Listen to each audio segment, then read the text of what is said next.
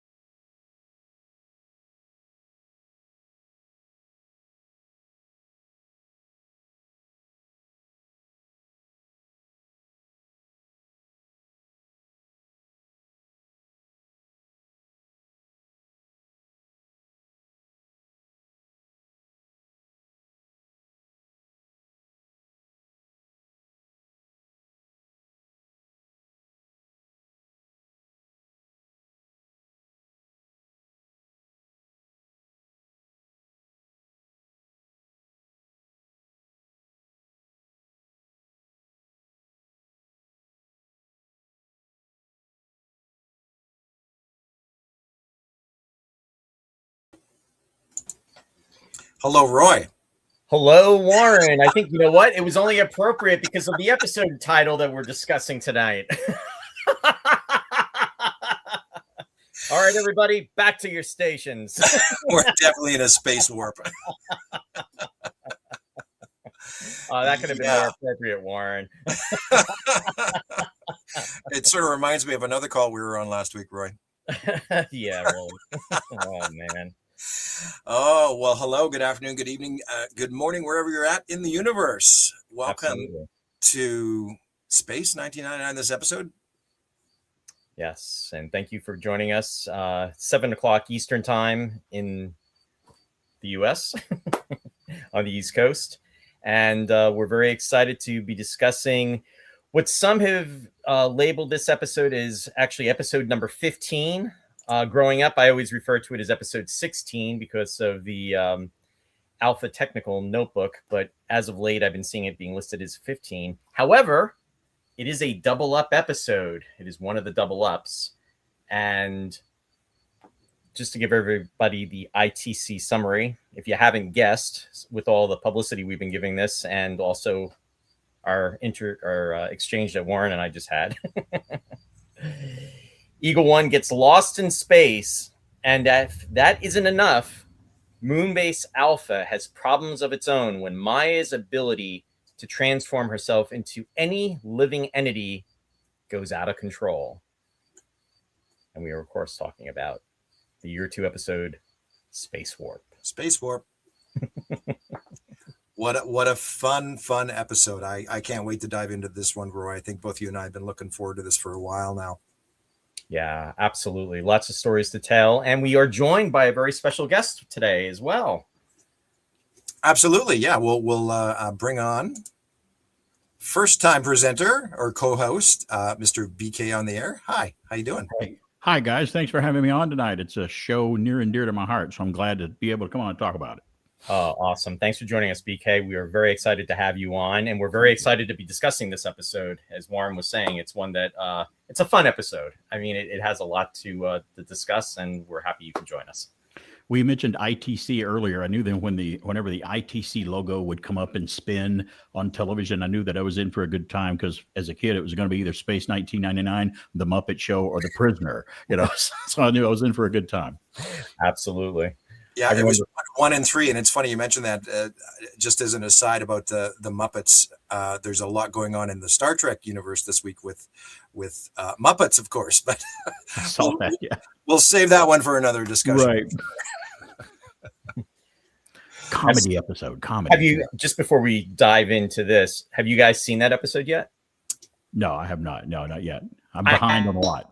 Yeah, I actually did. And no spoilers here, but I am actually just going to say this.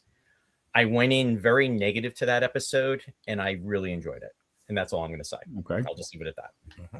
So. Yep. Gotcha. Well said. So, BK, listen, you've got a long history yourself with all things Space 1999. How did you discover the series way back when? What were some of your first thoughts and memories of it? Well, way back when, I come from like a divorced family. My mom and dad got a divorce growing up, and sister and I, we were basically kind of latchkey kids growing up in the 70s. And on the way home from school on the bus, I would always try my best to get every bit of my homework done on the way home, because I had to get that done, because I had appointments at home with friends like my buddy Gilligan, Captain Kirk, all the shows, the Space Giants, the Japanese shows, the animation shows that would come on. I had TV to watch. I didn't have time to do that homework. I'll do it on the bus. So just watching Space 1999 happened to be one of those shows. And I grew up in Northeast Alabama on top of a mountain called Lookout Mountain. So our antenna would pick up TV stations from Huntsville, Alabama, Chattanooga, Tennessee, and Atlanta, Georgia. So it was almost like I had cable TV before it was cable television.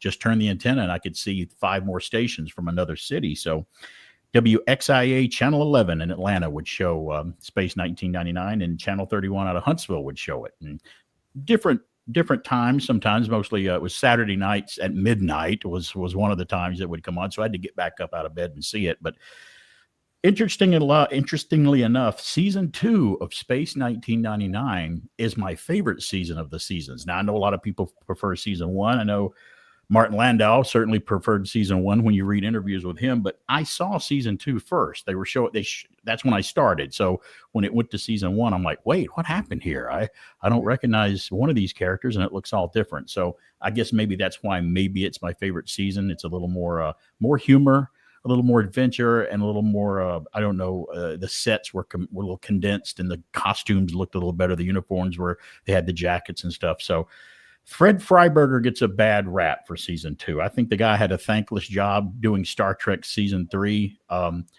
He was told to take a show and slash the budget and make it work. Well, what else could he do? There are some good episodes of the 3rd season of Star Trek. There are. Yep. And season 2 of Space 1999 is nowhere near as bad as some people say it is. I kind of like season 2. So you picked an episode 2 that I like. So I'm a big fan of the show. It's my 2nd favorite sci-fi series next to Star Trek, the original series. So there you go. Well, I think we're in for an interesting chat and conversation here then, BK, over the next hour, because you just hit quite a few bullet points that I think Roy and I are both in agreement with. There were some nice changes in season 2, right? And having this view and opinion from yourself of it's actually the preference. I think there's a number of people that I know that I could list right off the top of my head that saw season 2 first, and that's their passion, right? And I did not dislike season 1. I mean, it was much more cerebral and so serious and very 2001 like, and had those lofty ideas, but it was very different. But I mean, and I think they reran season 2 more in my market. I don't think they reran season 1 as much because even the older shows like Gilligan's Island or Lost in Space, sometimes they would only rerun the color episodes of those shows. They didn't want to rerun the black and whites in syndication in some markets. So that's why that happens sometimes. Lost in Space suffered from that. Voyage to the Bottom of the Sea suffered from that, unfortunately. But the one difference being, Voyage had 4 seasons, so it wasn't as impactful. And then also with Lost in Space, I mean, there was 3 seasons, as we all know. And that's 2 shows where the black and white seasons are the better ones, in my opinion. The early shows of those are the best. Yes. No, definitely. And unfortunately, with 1999, and I think that's what kept it out of the syndication market, because after it went off the air, went out of production, I mean, it was shortly thereafter, at least here in the East Coast, Channel 11 and Channel 17, 11 WPIX out of New York ran it probably up until about 1978. And WPHL out of Philadelphia, Channel 17, ran it around the same time. But then, unfortunately, and it was even in the Starlog magazine, too, our friend David Hirsch, who did Jerry Anderson's Space Report, used to give, bi-monthly updates about the show and everything, and just about how, the cost of syndication and everything, when you only have 48 episodes and to run them 5 days a week, it's just really not going to work. I mean, we were very fortunate with Star Trek in the 1970s, right. And that's what really put, Star Trek really propelled it to the next level in 1972, 73 when it went into syndication. And 1999, unfortunately, didn't have that luxury, and it suffered as a result of that. And it wasn't until, the release of the DVDs and then the Blu-rays that it really got a resurgence. And if you were fortunate enough to have copies of the episodes, maybe from, videotaping them, I had a handful of those, from like 1979, 1980. And then also later in the 80s, you would find different videos available, through different markets, I'll say. And if you were fortunate enough to get copies of those, then, you could kind of like, still enjoy the show. But for me personally, I was always relying on my audio tapes that I did in the 70s when the show was being broadcast. That was, that was my pretty much our go-to. Well, that's interesting, Ray, because even in the late 80s, a new VHF station launching in Atlanta, Channel 69, they were searching for programming, and they would show Space 1999 in syndication even in as late as 1989. Wow. Back to back with UFO, believe it or not. Wow. But they had really bad faded tinted copies though of them, and they were really bad. And that's the ones I taped in the late 80s that I would have videotapes of. So it's interesting you'd say that. Yeah. Yeah. Sorry. Go ahead. No, the only thing I was going to say is there was a time where they brought a couple episodes back sporadically. I remember in '83. It's crazy how we remember the dates. They ran Full Circle on Channel 11, and when they ran it, there was like a green tint to the episode. And my friend, who's actually co-host on Roy's Tie-Dye Sci-Fi Corner, Ross Amico, I was like, Ross, can you do me a favor? Can you please videotape this episode? And he got it for me. And and then they reran The Bringers of Wonder Part 1 and Part 2. And was fortunate enough to get that, but otherwise it just was not showing in the East Coast. On 11/17 was not picking it up. Channel 9 out of Secaucus, New Jersey would run UFO. That was the go-to for that, and that was in a different market. And you might be lucky to get that videotape copy of Bringers of Wonder season 1, episode 1 and 2 that was melded together for that movie that they bring out. You could get that good copy of that too. Right, not the actual movie, but yeah, they did it just on their own. They had the forethought to edit it together as one piece, right? Yeah. Absolutely. Good stuff. Yeah. I was just going to mention, guys, that funnily enough, up here in Canada, so what happened is. Roy, you mentioned how you were, maybe collecting episodes on VHS and things like that. And I was trading back and forth with fans as well. And I actually, Space Warp was one of the last episodes I saw again for the first time in the 80s, if you will, because a station did rebroadcast it, but they didn't include Breakaway, War Games, the 8 episodes that were in the compilation films. Right. Those were pulled from syndication. So I managed to get everything else at one point, from various sources. But Space Warp was like one of the last ones I saw, again, for the first time in the 80s. And I was blown away. It was, I mean, what an incredible effect sequence right off the bat here, guys. It sounds like we all love it. Yeah, absolutely. Yeah. And it's funny, Warren, that you're mentioning that. I remember seeing Space Warp, and it had to be during the summer, because I remember I grew up in a town very close by to where I live now in Lopakong, New Jersey, and my parents lived in an apartment. And at the time, you were allowed to cook on the patio and everything, and we had a grill.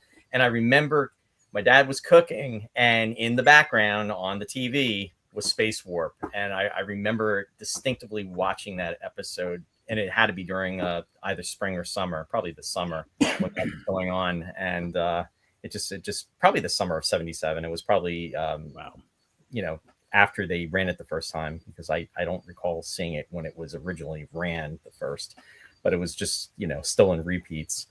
But it's amazing how different things from different shows really just stick with us, and we remember the broadcasts, and again, it is such a fun episode.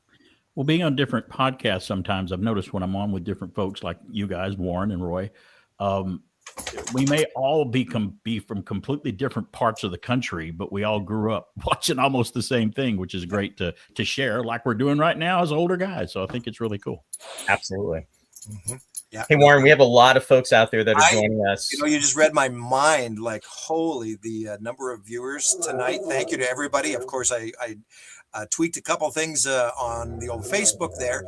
And if you guys do hear anything, I have a wonderful puppy dog here in the background. He might be whining a little bit because he wants to go for a walk, but we'll try and keep him at bay here over the next hour. I love dogs. I got one here myself.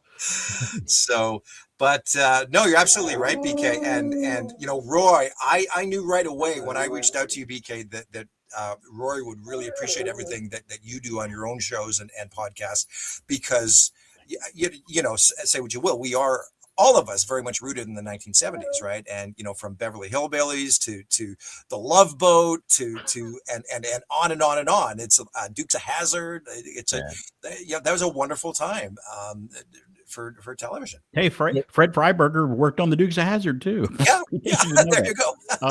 I still have my Space 1999 lunchbox from junior high. I still have it, so I still got it out there. It's in the garage somewhere. I know it's out there. No, awesome. Yeah, Roy. Just comments real quick here. We could do a half a show just on comments here today. Let's start off with Simon. Excellent model work in the episode. But is the pink perspex pixie alien with laryngitis a series low? Well, I don't know, Simon. I will say that I prefer the voice in the actual episode as opposed to what they overdubbed in Cosmic Princess. Yeah, for sure. But, it could have been worse. Could have been. They could have tried to do the grasshopper, and that might have been a disaster. So, I think it worked referred to as that's kind of. I think the lizards from New Adam, New Eve were the series low for me. Here's a friend of mine, Nostalgic Pod Blast. That's my buddy Chance. You know what? Yeah. And I was going to say another podcast out there that chimed in for the first time. Hello and welcome, and a friend of BK's. That makes perfect sense. Then that's great. Chance. Nostalgic Pod Blast. I love it. Hi from Atlanta's Top Space 1999 fans. I have a pretty vast collection. Welcome. And yeah, we really appreciate your support. Chance has a pretty big collection of everything. You should see his room. Nothing wrong with that. That's really, really cool. I see James is out there too. Hey, James, welcome. Good to see you out there. He's joining us from Australia. Yeah. Hello, my friend. Jeff Rubel's out there. Hey, buddy. Hey, Jeff. He's joining us from Utah. Welcome, Jeff. Good to see you out there. Christopher Michael Dalton from Kentucky. Hey, Chris. Boy. And Lars. Lars is over in the UK, I believe. Yes. Hey, Lars. And a couple of special friends. Here's Nancy. Hi, Nancy. And Art. Joining us from Canada. Art. And David. Hey, Dave. Just passing through. Dinner's cooking. We'll try and get back to you if you're still on. I like Space Warp. A great action romp. With the best effects of the series. Absolutely, David. Yeah. No arguments there. I'm going to agree with that. I mean, guys, just the scene in the launch bay storage area where they keep the Eagles alone, which they never did again, was some of the best miniature effects work I've ever seen, and it was just great. Yeah, we were privy. We got a little sneak peek in the Metamorph, the opening episode of year 2, when they were putting the spine boosters onto Eagle 4, which incidentally, which a lot of folks out there know is my ultimate favorite Eagle. I mean, that is just like so iconic and just so sleek and cool. But we got to see that, and really after that, I mean, more in the first season, Breakaway, obviously, that was we had a showcase with that, Earthbound, when with the Caldorian spaceship.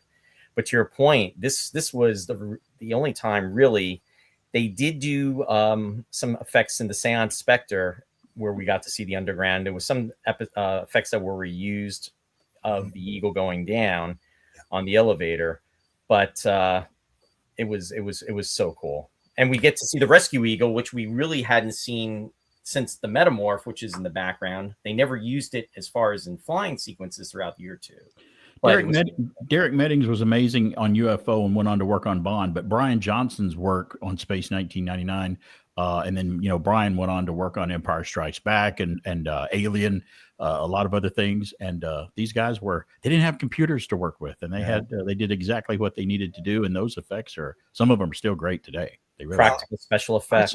I saw Alien in a re-release on Halloween about 5 years ago in Atlanta at the Fox Theater. It was one of its anniversary releases. I can't remember what it was for. And it was on the big screen. And I'm like, you realize I'm looking at the Nostromo and all these things and these models on the big screen, and it still looks fantastic even to this day. Incidentally, I just saw Aliens because Aliens is celebrating its 40th anniversary this year. Yeah, and July 18th was the anniversary date, and they were showing it locally at the movie theater. And in fact, it was the special edition. And I did what you did, and I went to see it in the movie, and it just to be in the sitting there, and I'm thinking, my God, it's been 40 years since I saw this on the big screen, and the majority of those effects still hold up to today. I mean, Brian was Yeah. a wizard, and we miss him so much too. Cameron, we talked about on the radio a couple of like last month. Cameron is thinking about releasing Aliens in the theater in 3D. He's going to 3D it. And if any movie can lend itself to 3D, Aliens would do it. I mean, it would be kind of interesting to see that. So in the new way that they do 3D now, without having to have the goofy glasses to watch it, you have the other one. So yeah, it might be nice. Yeah, absolutely. I didn't know about that. That's great to hear. Very cool. Very cool. Of course, Roy and I in the last couple of weeks everybody in the community has seen the announcement of over in the UK, they're going to be presenting Breakaway and Metamorph in cinemas. I'm so jealous. In the new 4K release. Yeah. So for everybody over there, what a wonderful treat that's going to be at the same time. Absolutely. Yeah, that's great. I'd love to see that. That'd be a long distance ticket for me, though. To come see that. It's almost worth it, though. But we're getting the Star Trek movies with some episodes next month in the theater for its 60th anniversary. I heard that. So, yeah. Starting on Friday, the 4th of September. Star Trek the motion picture, and then they're going to do the motion picture, Star Trek 2, Star Trek 3, Star Trek 4. They're going to do it the 4th, 5th, 6th, 7th, and then they're going to run all 4 of them on the 8th for the 60th anniversary. And the first 4 will be accompanied by an episode of the show in 4K, the old original series that corresponds kind of with the movie. Really? Yes, they are. Doing like 1999. Yeah. The Changeling for the motion picture. They're doing obviously Space Seed for Wrath of Khan. They're doing Enough Time for Star Trek 3, and then for Star Trek 4, they're doing The City on the Edge of Forever, which time travel. Yeah. Okay, now it all makes sense, guys. I'm going to go let my puppy dog outside. I'll be right back. Sounds good. Yeah, so very excited about that. That's coming out. Especially being a huge original series Star Trek fan like yourself. Oh yeah, for sure. I know that you guys are the Space 1999 experts. I mean, I love it. I did love the show, but I know that there are some things like we mentioned earlier about the how the alien in Space Warp that talks to them on the screen he's pretty creepy with the whispering voice and the odd headdress that he's got on, and the way they would shoot him close up in this weird way. And it was a little discerning as a kid, me watching it. I don't even want to get into the tentacle creature that was killing him in the first episode when Tony Trelawney was. I don't want to even talk about that one. That one scarred me nightmares for years. You, on that one. Warren, myself, and probably every other 50 plus 60 person in our age range that watched that show. We all have our stories, and we've talked about that on here. And it's amazing how when people hear Space 1999, they generally think of Breakaway. They think of Dragon's Domain. Right. Dragon's Domain. That's it. Yeah, that's it. Scary. I mean, it was very scary. I just think that, like I said earlier, they still refer to him as Grasshopper in the credits, if you notice. And I got it here somewhere. The actor that played him.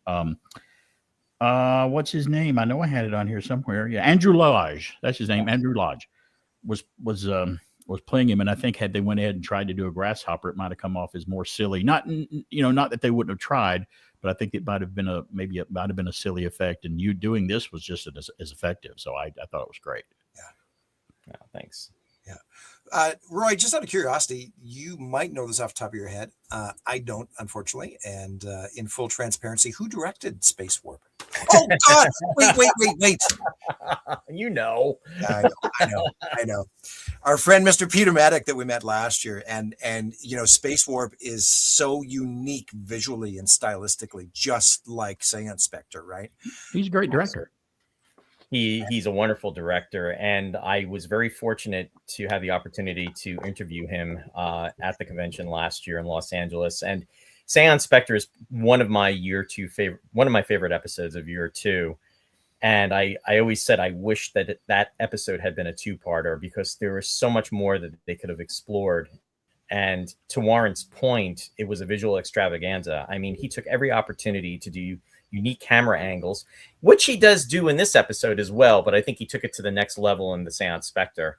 I mean, his use of the full Eagle cockpit was just one thing that comes to mind. Different angles within Command Center when they're go after they go through the space warp. He kind of shoots up from the desk. Just very artistic and wonderful to speak to, and he's done a lot of stuff. I'm glad you got to talk to him. That was great. Oh, he was amazing. Yeah, Yeah, he did a tracking shot of Koenig walking down the corridor of the alien ship in space warp, and pulls the camera back and follows him from the floor, and it's just an amazing shot as well. Yeah. He's really good at that. Yeah, but even BK, like you said, with the alien, right? I mean, just the way he shot it, he's like pulling into it, right? And it kind of, after a few seconds, it is a very, very funny effect and sort of off-putting. But I will say that I think the other thing he did with Space Warp is to do with the lighting.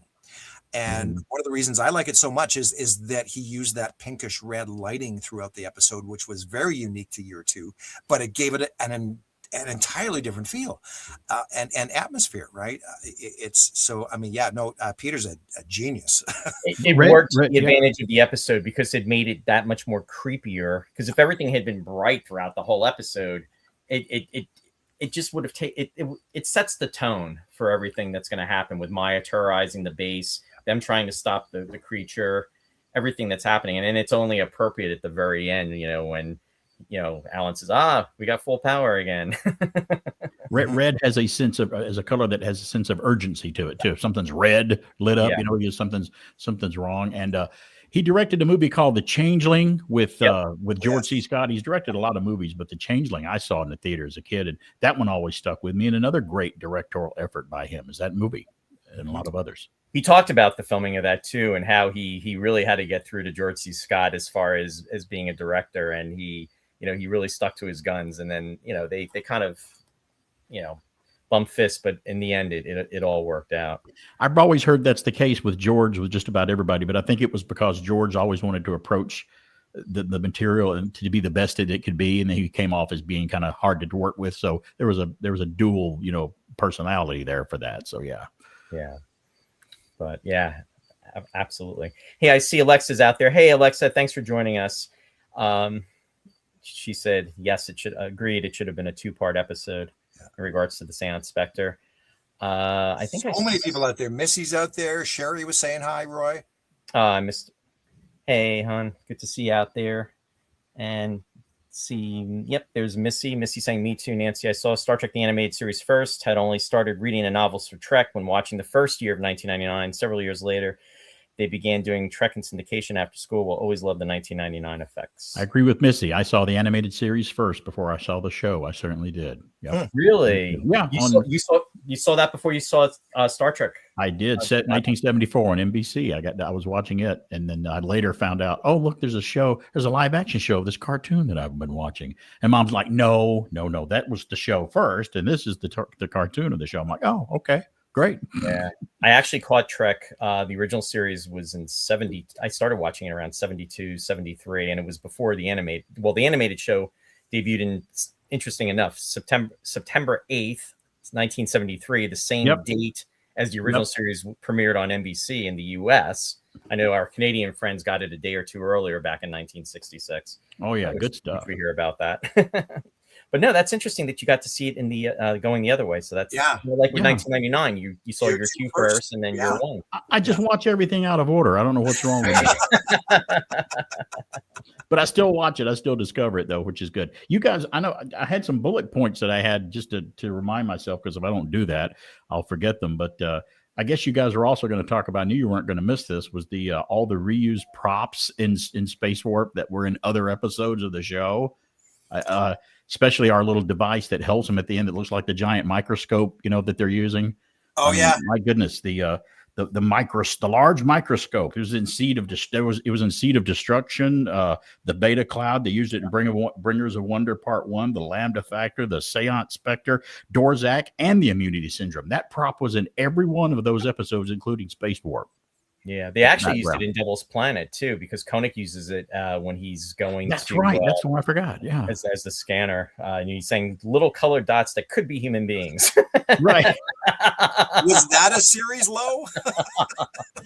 Hey, I see Darren Peters is out there. Darren, the owner of Eagle 3. Welcome, Darren. Hey, buddy. Darren owns owns Of course, the 44 episode inch where Maya flies Eagle 3 in the underground hangar. Yeah, absolutely, Darren. Yeah, that's wow. What an amazing. I found out what that thing was too. By the way, it's a Osma brand plumbing pipes. It's made out of and Osma is a leading UK brand of plastic plumbing, soil, and drainage systems, and they're still in business today in the UK that they use to make that prop out of. That's crazy. Wow. Yeah. If you look, I knew really y'all close, appreciate you can that. tell. Yeah. Funny. Hey, the one thing I was going to mention about the hangar sequence, guys, and I know we're going to. Oh, there was Sherry. Sure. We're going to get lots of traction out of this, but you mentioned Breakaway and Earthbound in year one where we saw the hangar, Roy, and the one thing, as BK said, that Brian did and his team was just use tricks. Tricks of the trade when it comes to force perspective and cutouts, in the background where you see multiple eagles. But the thing that I think differentiates Space Warp is that they just knocked it out of the park was the sense of true sheer scale. Yeah. Right. When that eagle starts to flip over and rolls right into the frame of the camera, it's just like, oh my God, it's just like nothing had ever been or since. And I'm going to share some images Yeah. from the episode just to remind the viewers. Now, these are not in high def, folks, so I apologize. I wanted to, just to share these just to give you an idea. But if you haven't, what you can do is you can go to Space 1999 Catacombs of the Moon. Martin does the site. Our friend Martin Willie and Martin Wiley. And also, what you can do is you can actually click into the individual episodes, and you can see these in high definition, and they're wonderful to see. But just to give you an idea, and just to remind everybody. Yeah, they really upped their game with the hangar sequence this episode. They'd done some fine work previous to this, right? And even the shot in Metamorph, like you mentioned, Roy, when they're putting the boosters on. But I mean, this was just like. This was cinematic in every sense. Right? It was. Sure. I mean, this is the real thing. That shot right there. Yeah. There's Eagle 2, Warren. Yeah. and Warren, you mentioned earlier about mostly season 1, they would use those shots. And you could tell there were cutouts of the eagles because they'd go away from the camera, come toward it, and they wouldn't really change angle. It looked like someone had cut out a picture of it and it was coming through the screen or going away from the screen. I don't think they used any cutouts in season 2. I think they're all just complete 3D in the studio or whatever model shots of the eagles. I didn't see any of those cutout scenes in season 2, unless I'm mistaken. I think you're right about that. I don't recall any either, and I haven't heard anything as far as anything that we've missed. It was something, to Warren's point, that was something that was utilized a lot. The one that immediately comes to mind too is Missing Link, when they were doing because they didn't have a second 44-inch built yet. Right. It wasn't until The Last Sunset that they actually got that. They got Eagle 2. So no, that's a great point, BK, about that. Mark is out there. Mark Anthony Craig, our friend from the UK. He said, "You should all thank yourselves as lucky because my ITV region wouldn't show year 2. I had to make do with an off-air audio recording of Space Warp and many other year 2 episodes I had never seen that were sent to me by a fellow fan fortunate enough to live in another region in the late 1970s. So I could hear the soundtrack, but had to wait until 1983 to see the visuals when I finally got to see the episode being broadcast." Yeah. Wow. We talked about that, how a lot of us, Roy, yourself included, used to record the audio on cassette. I still have the original of the Metamorph when I recorded that in September of 1976, and I dated the tape. And I remember rushing to get home with my parents. We were visiting my grandparents, and we were in New York City, and we were like 45 minutes away. And I kept bugging my mom. I said, "Are we going to be going home?" And she was kind of getting a little upset with me because we were with my grandparents. And I was like, but Space 99 is going to be premiering. We liked even having the Peter Pan Power records. I mean, even having those was great. Give me some Space 1999 that I can't have yet because the VCRs aren't around yet. Oh, too funny. Yeah, and all the merch from the show from the 70s was, I think, near and dear to all of us, like the RCA soundtrack. Of course, the eagle, of course, the dinky eagles, as well as the green one. Yeah. BK, did you have a model eagle? Hell Eagle. That's the one I was going for. Yeah. Wow. There are 2 coveted toys I have in my life that I never got. The Space 1999 Eagle was one of them, and the Death Star playset from Star Wars. Those are the two things I never got that I always envied from other kids that they had them. And, I wanted one badly. Yeah. I had the Dinky Enterprise, though, the Dinky Metal Enterprise. I had that one. So, but that was about it. Wow. Yeah. Loved Now, it. I wanted Christmas of 1976 was a special Christmas. That was the big Christmas present that year, and it's so interesting to hear about all the kids that remember that year. We're all in that age range, but that was really special. I was ecstatic when I woke up and I saw that. Like, yeah. Wow. Warren, you didn't have that though in Canada, right? They didn't distribute the Mattel in Canada or the UK, so it was a US exclusive. Right. And that's where a couple of years ago in London, when we teamed up with the Anderson store and Zika to unveil the repop, if you will, of the Eagle 1976. It's gone over like incredibly well and sold all over the world. And it was like you said, BK, it was like the Ark of the Covenant when it comes to Space 1999 collecting. It was. I think the 80s kids, their Ark of the Covenant, I'm finding out, is the aircraft carrier from G.I. Joe. Remember that thing? That's the ones the 80s kids wanted. And I did have the bubblegum trading cards of Space 1999. I had all of those. I did get a hold of those. But there wasn't, the figures were out. Some things were out. But you just didn't get any toy you wanted when you were a kid like we can buy today. Your parents had to get it. So I was at my mercy of my mom. So I got the lunchbox. That's what I got. Cool. Yeah, the Dunruss, the Dunruss cards. There were 60 Dunruss cards. Absolutely. Only season one, though. They were only season one. That's fine. I know. That's fine. Yeah. It's a shame. It was some really cool. I remember when I first saw the Comlocks, card number 5, and I was like, "Oh my god, this is so cool!" And they're green. They're green in the photo. I was like, "Wow." Yeah, they were really strangely colored. Can we just say the show had some of the best designed lasers you've ever seen? I'm like, I know it looked like a staple gun, but no one had ever made it. All the guns looked like ray guns back then, or phasers. Yeah. None of them had that shape, and they were very unique. And this episode, speaking of which, we actually get to see a close-up of the Selector. One of the few times we do get to see that in Space 1999. The year 1 gun and the year 2 one are distinctively different, but we get a close-up of the Selector. This is one of the few times I think we see Tony having it on kill in the immunity syndrome. And there's also reference. Oh, and the Bringers of Wonder. Koenig finds, the gun after he stuns a security guard. He picks it up and they do a tight shot on it, and he said it was set to kill.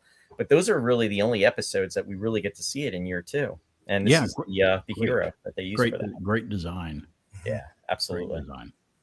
Yeah, iconic again, and it, part of our childhood, right? It just you see that, and it was so ingrained, to go out to the garage and pick up Dad's staple gun and start shooting staples all over and catch. Did you do that too?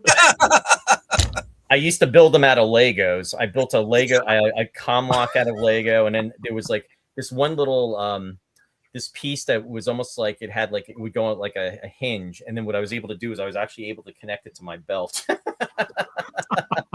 You guys are great. Brilliant. If you were here in the room with me, I'd high five both of you. That was fantastic. Yes, that's absolutely. All the blisters, we got to see all the 4 beams come out of it once. That was kind of cool to see that, and all the blisters. That was and the internal workings of that was cool. The laser as well. Yeah, that was pretty awesome. Chase was saying in regards to the full circle. Yes, that's actually the first time we got to see the Selector in season 1. Another time we got to see it was in the Testament of Arcadia as well too, when Anna Davis sets it from kill to stun, and then she stuns the 2 security guards that are watching over the storage area for the food. That's great. Alexis chiming in saying we need a Lego Eagle. Here. I used to build those out of it was a big box out of Legos, and I would actually have the command module, and I'd have sliding doors so that the people could go into the back area. And I have the Eagle door that would slide because they were like Lego pieces that were not, they didn't have the whatchamacallit, like the bumps. They were like literally smooth. And what I would do is I would actually use that to create the sliding doors to be able to close the eagle doors. You're bringing back memories, Alexa, talking about the Lego Eagle. I don't know if it was Peter Medek's idea or not, but can we talk about the sequence of actually going through the space warp and the camera angles and all the turning and the twisting and stuff, and the light, the lens flares and stuff? Some people may think that's hokey, but in 1976 or 75, I think it worked, and I never had a problem with that. I felt very disoriented. I'm like, wow, they must have went through something. Look at that, and I thought it was impressive, to be honest.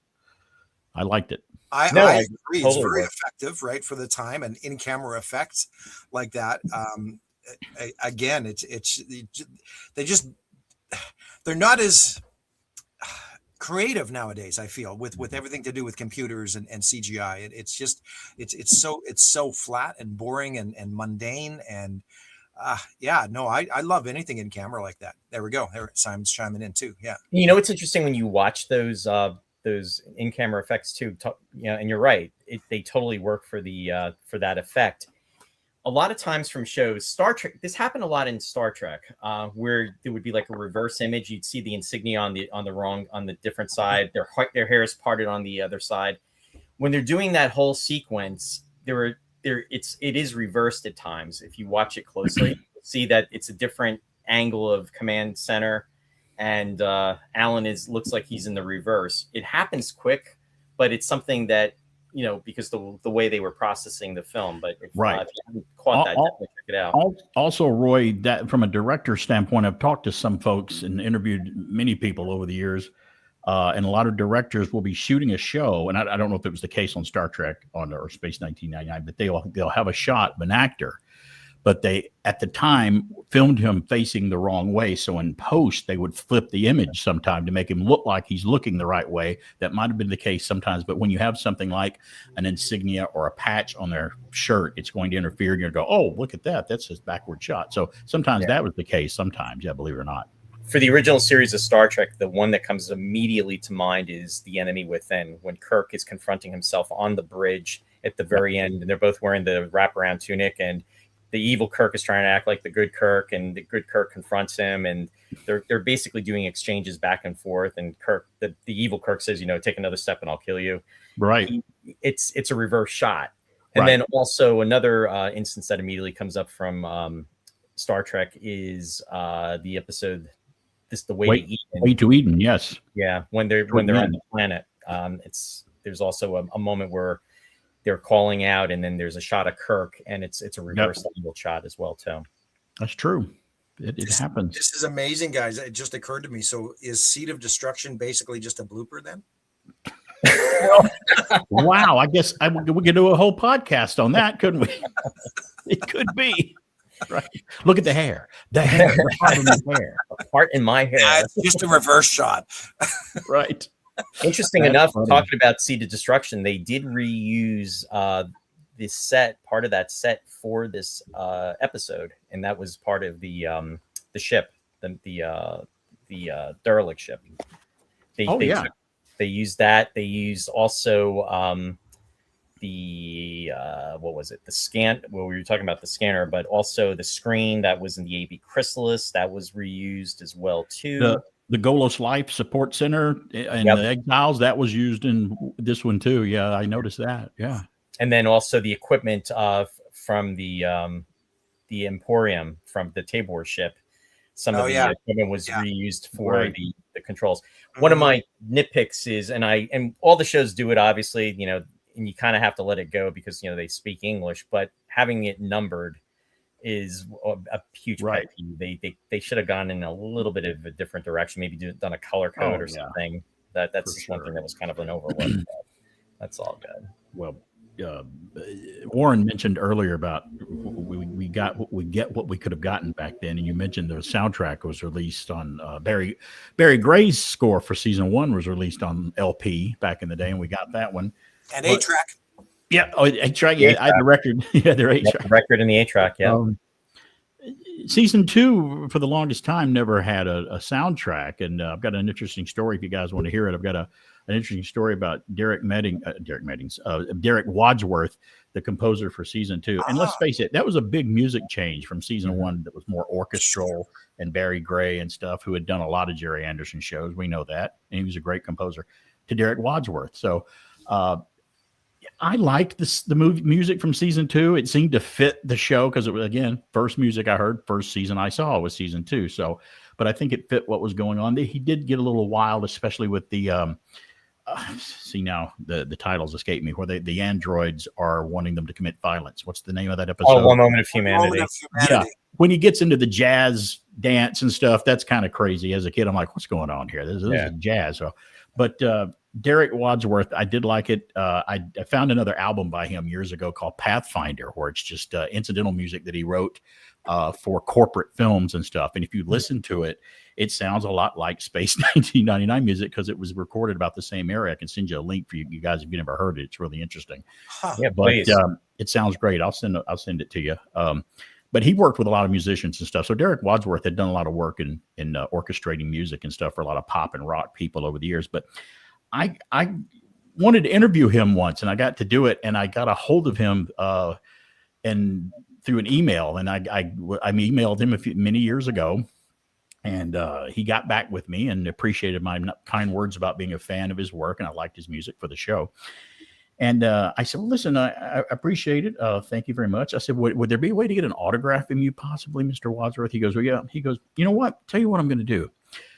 You seem to be a fan of my work. I'm going to put together a season 2 CD for you of the music of the show.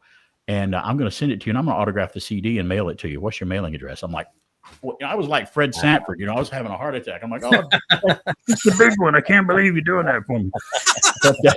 But it was great, and I'm glad. And he was true to his word. About a week or two, I got that in the mail, and with his phone number. So I had his phone number, and him and I carried on a long distance pen pal friendship there for a little while. And he asked a favor for me once. I said, well, what? I said, a favor for Derek Wadsworth, short of killing anybody, Mr. Wadsworth. What would you like me to do?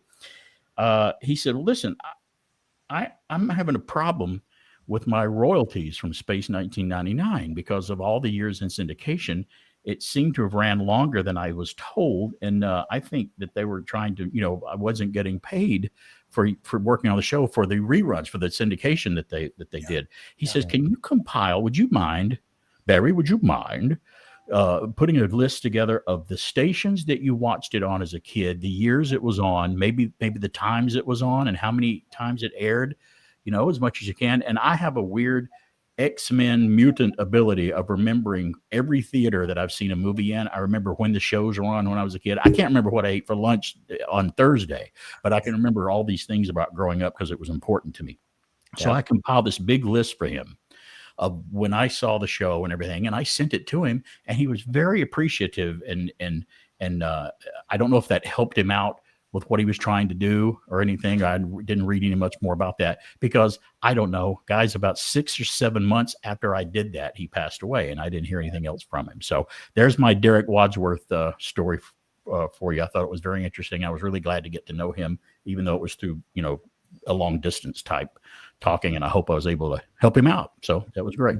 No, thanks for sharing that. And that's to have something that personalized from him, not only the autograph, but just that he took the time to put together a CD of his work from the series like that. Not only did he do that, you know what he included, and didn't even tell me he was going to do it. He included the music from The Day After Tomorrow Beyond Infinity as well as part of the group of music.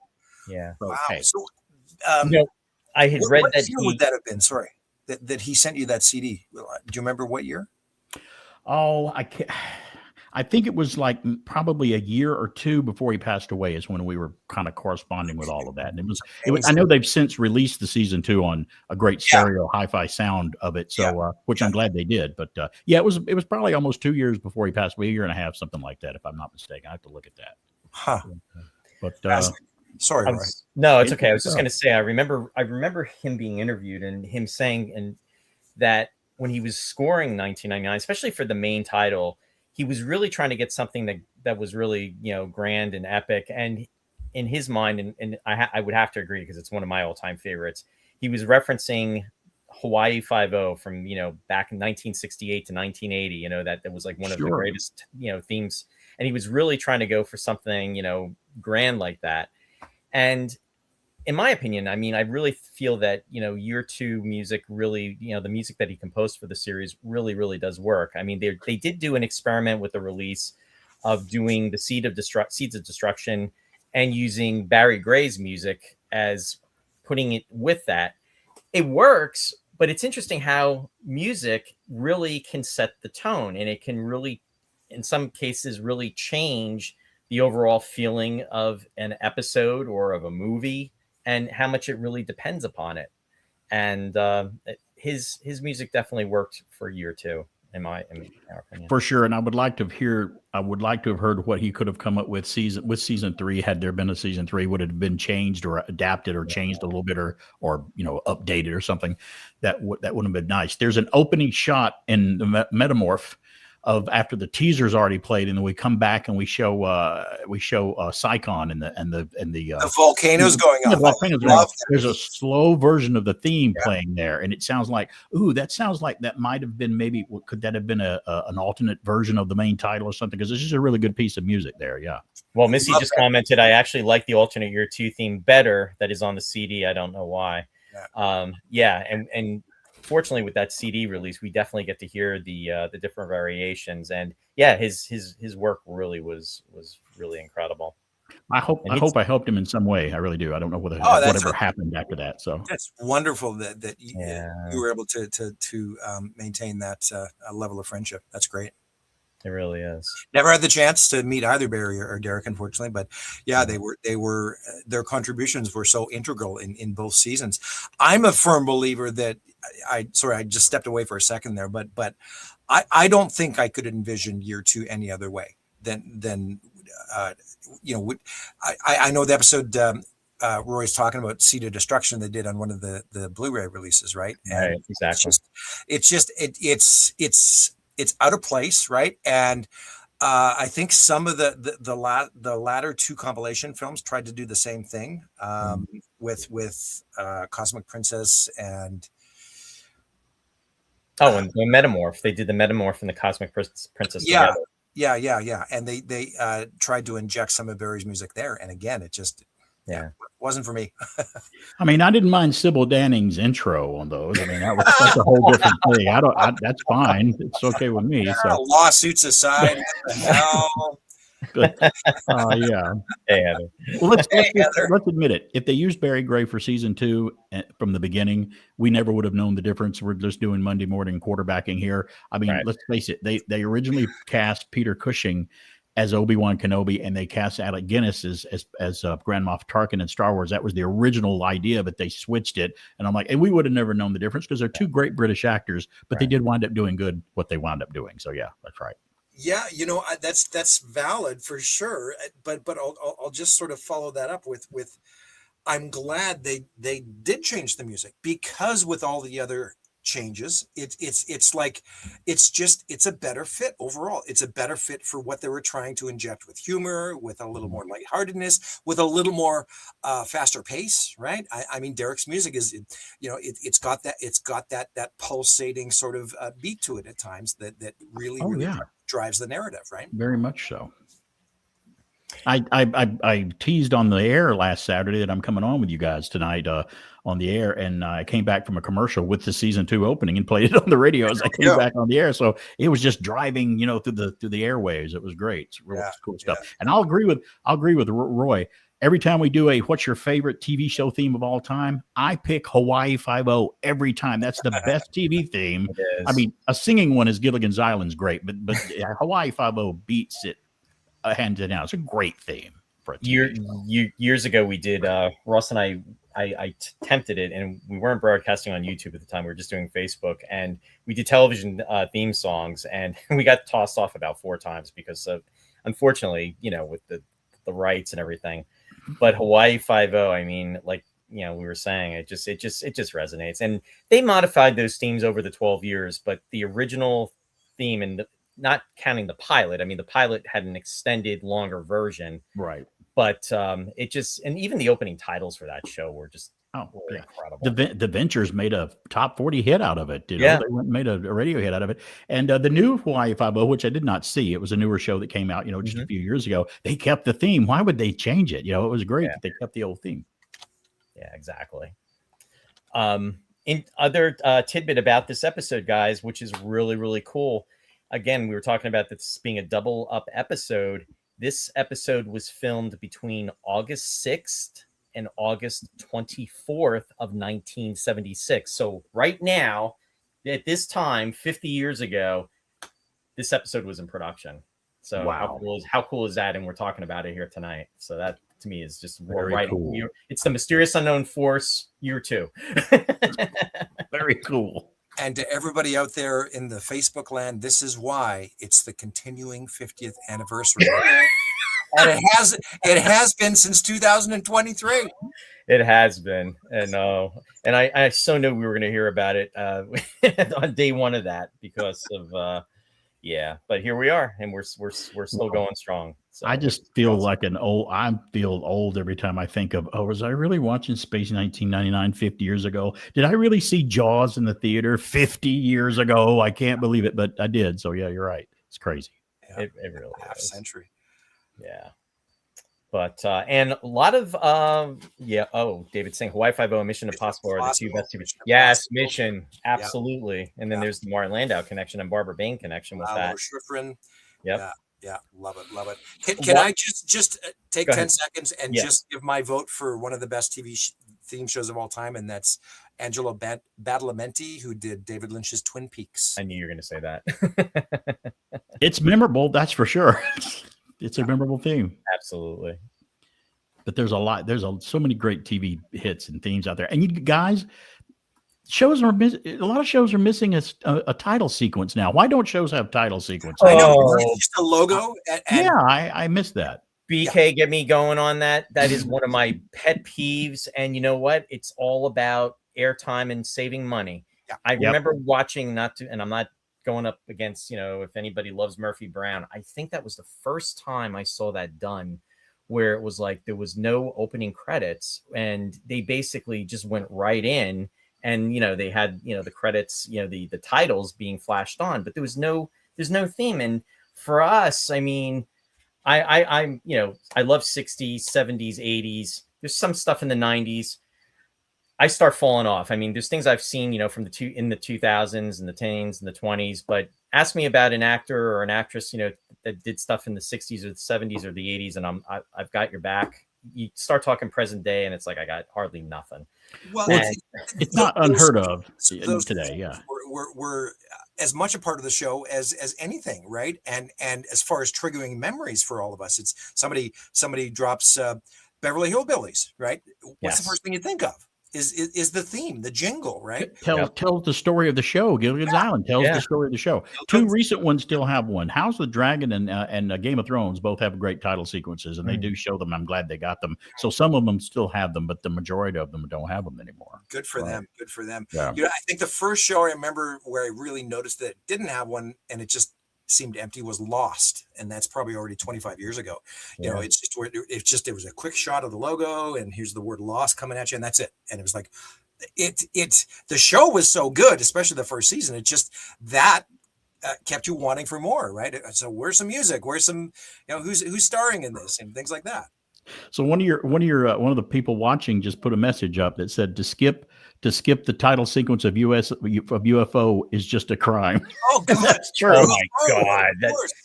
You talk about such a catchy intro. I mean, it's groovy. Which, I know your podcast is called This Episode, and that's something else. They did it in season 1 of Space 1999, this episode, and they'd show scenes of the show, and UFO would do it with the montage of the show itself. It would show different shots like that.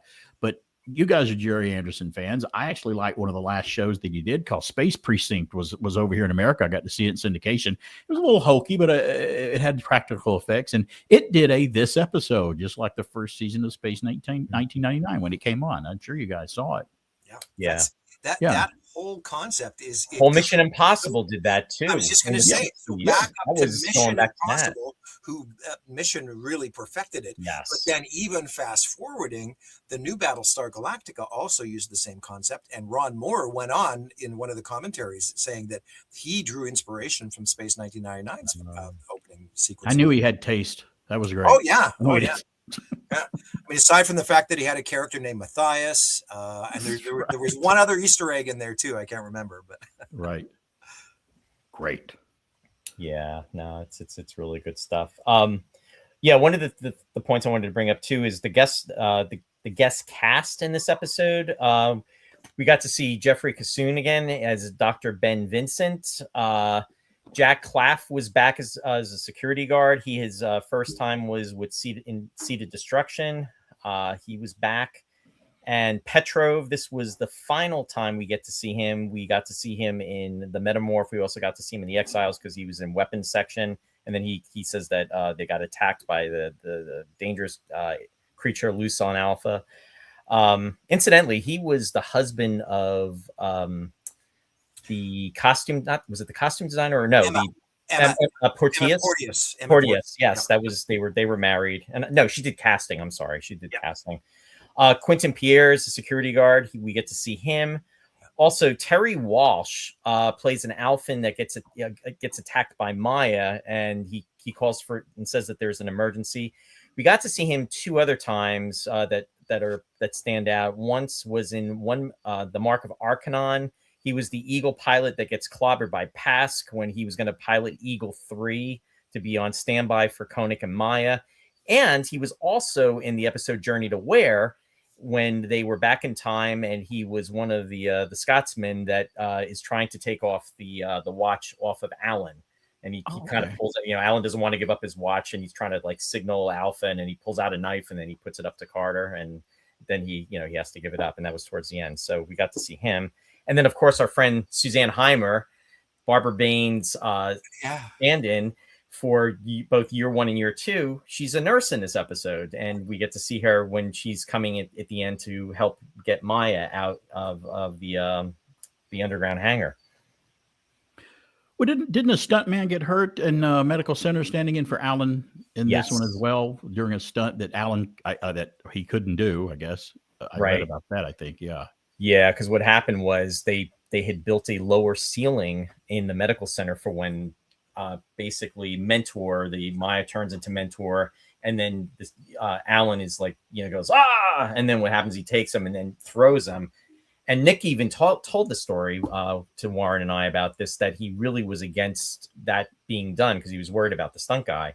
Yeah. And what happened was the way he was thrown, he overcompensated, and he wound up breaking, I think, a couple teeth, and then also his jaw or something. So he did really get hurt badly. The Psychon male, another reused costume right there of Mentors on that guy. So wasn't it Dorzak's costume? That was Dorzak's right. Yeah, sorry, Dorzak. That's right. Yeah. You see it in Dorzak. Yeah. But I appreciate just in universe the little nod to previous continuity as well, right? With having Mentor, be one of the Maya shapeshifters, right? Yeah. So Psychons were spiffy dressers. They were very dapper. Oh, and the other thing we get to see, which we haven't seen from year 1, is when they're in the underground hangar, we get to see in the background through the window, we get to see the stairway. There's a stairway that's in the back, and that was the stairway that was used for main mission. So that's in the background there too. Great. Yeah. Wow. Yeah. A lot of cool stuff. Did we talk about the right before, when they trap the Maya creature in the elevator? They're in like a almost boy. They call it an elevator. The security guard goes. They do. I'm just thinking of that little area. It was a different set that again was so unique and refreshing in year 2 as opposed to the regular standard corridor. It's they're basically at the launch bay, right? Or they've come out of the travel tube and they're in like a little foyer area to go down into the hangar or something. Mm-hmm. I'm blanking. I'm sorry. No, it's okay. But are you talking about you're talking about the elevator, right? Well, Well, yeah, the but creature's you see banging on the door. The eagle-shaped door, right? Oh, you're talking about the airlock. Yes. The airlock. Yes. Well, He's yeah. banging on the door. Yeah. I Yeah, guess he is. You're it's a absolutely place right. where you go in and you depressurize maybe before you go out there, where there's no atmosphere. That's what I was thinking. Is that what it is? They call Yeah, it like because an observation deck Yeah. or something, or they're concerned because it's at the airlock area, and they said that they had the creature cornered at airlock 7. So they go there and it's pounding on it, and then they're saying if it gets through that, then it's going to get through to the outer door. Then it's going to be explosive decompression. Alan says it'll wipe everybody out in the section, and that's why Helena opens the inner door. The creature goes in, the door closes, and then it's pounding on the outer door. And then what they do is they get she calls Ben to bring the anesthesia to try to knock it out, but then that doesn't work, and then it breaks through that outer door that I think you're referring to, Warren, and then it goes out onto the moon's surface. I know it wasn't the same area, but was it the same type of thing was used? Wasn't Koenig trying to lure Baylor into that little room too, to throw him out into space in season 1 in End of Eternity?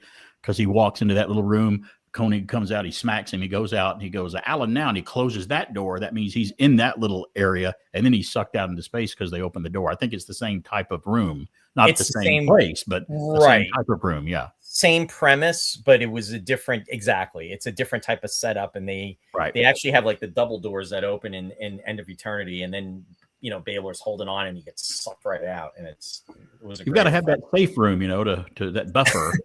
Basically that was the airlock, but Koenig took down the signs for it to say airlock. It wasn't the airlock. I'm blanking, guys, but this is also why I don't go back and review the episode. So I'm just going from the last time I saw it, probably 3 years ago, but I'm waiting on somebody to chime in the comments. It's like the observation area. You can see the elevator in the background, but along the same wall, there's not a normal shaped elfin door. It's the shape of door you'd see on an eagle.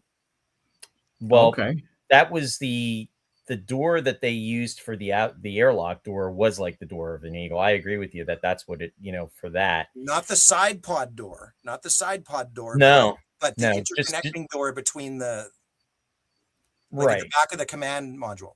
Right, because we know the travel pods had I know what you're talking about, Warren. I'm so sorry. You are talking about, yes. Okay, sorry. Now I got you. It just clicked. So that is Suzanne's in that scene. No, yes. Well, she's gonna be. What happens is Carter and Helena are in the travel tube, and then he calls to the launching area, and then that's when Jack Claff answers, and he says launching area, and he goes, "This is top priority alert, block travel tube tunnel 1 coming through," and then they get off, and then they were in a fight behind Jack Claff. When the security guy, there is a door that resembles the Eagle door, just like you said, and there's actually a sign above it, which I thought was kind of hokey. It says travel tube, or it says to Eagle 4, and it's like, when would you have like something up there? And it's like a permanent sign. Yeah.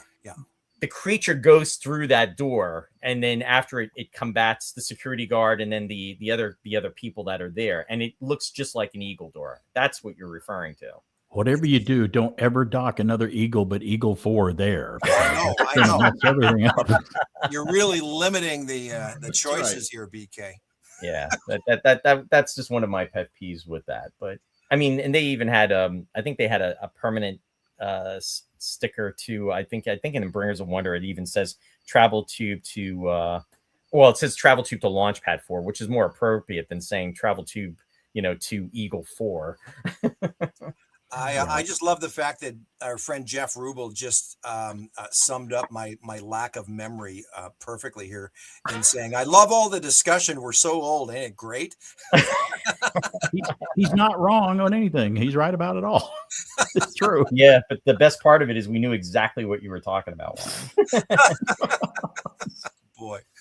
In fact, you know what I'm going to do, Warren? Just for you, you're gonna pull a still of it, aren't you? Yeah, I am going. And that's what I was talking about. That was such a cool, different set that you never saw again in year 2.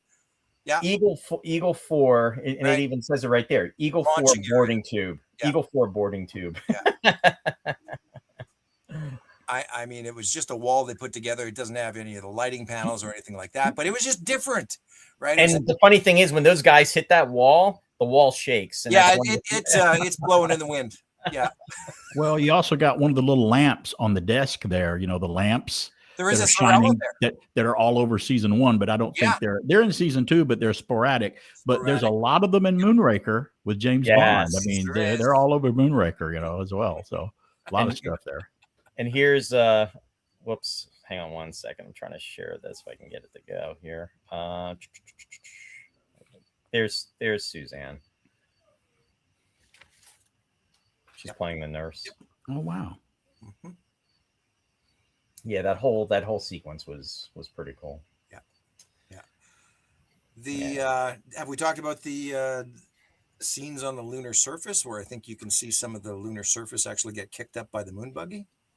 Yeah, and this is really the first we get to see the moon buggy in just for a moment in the Tabor, but this is really the second time and the main time we get to see it in year 2, and it's showcased. And then of course we see it in Bringers of Wonder Part 2.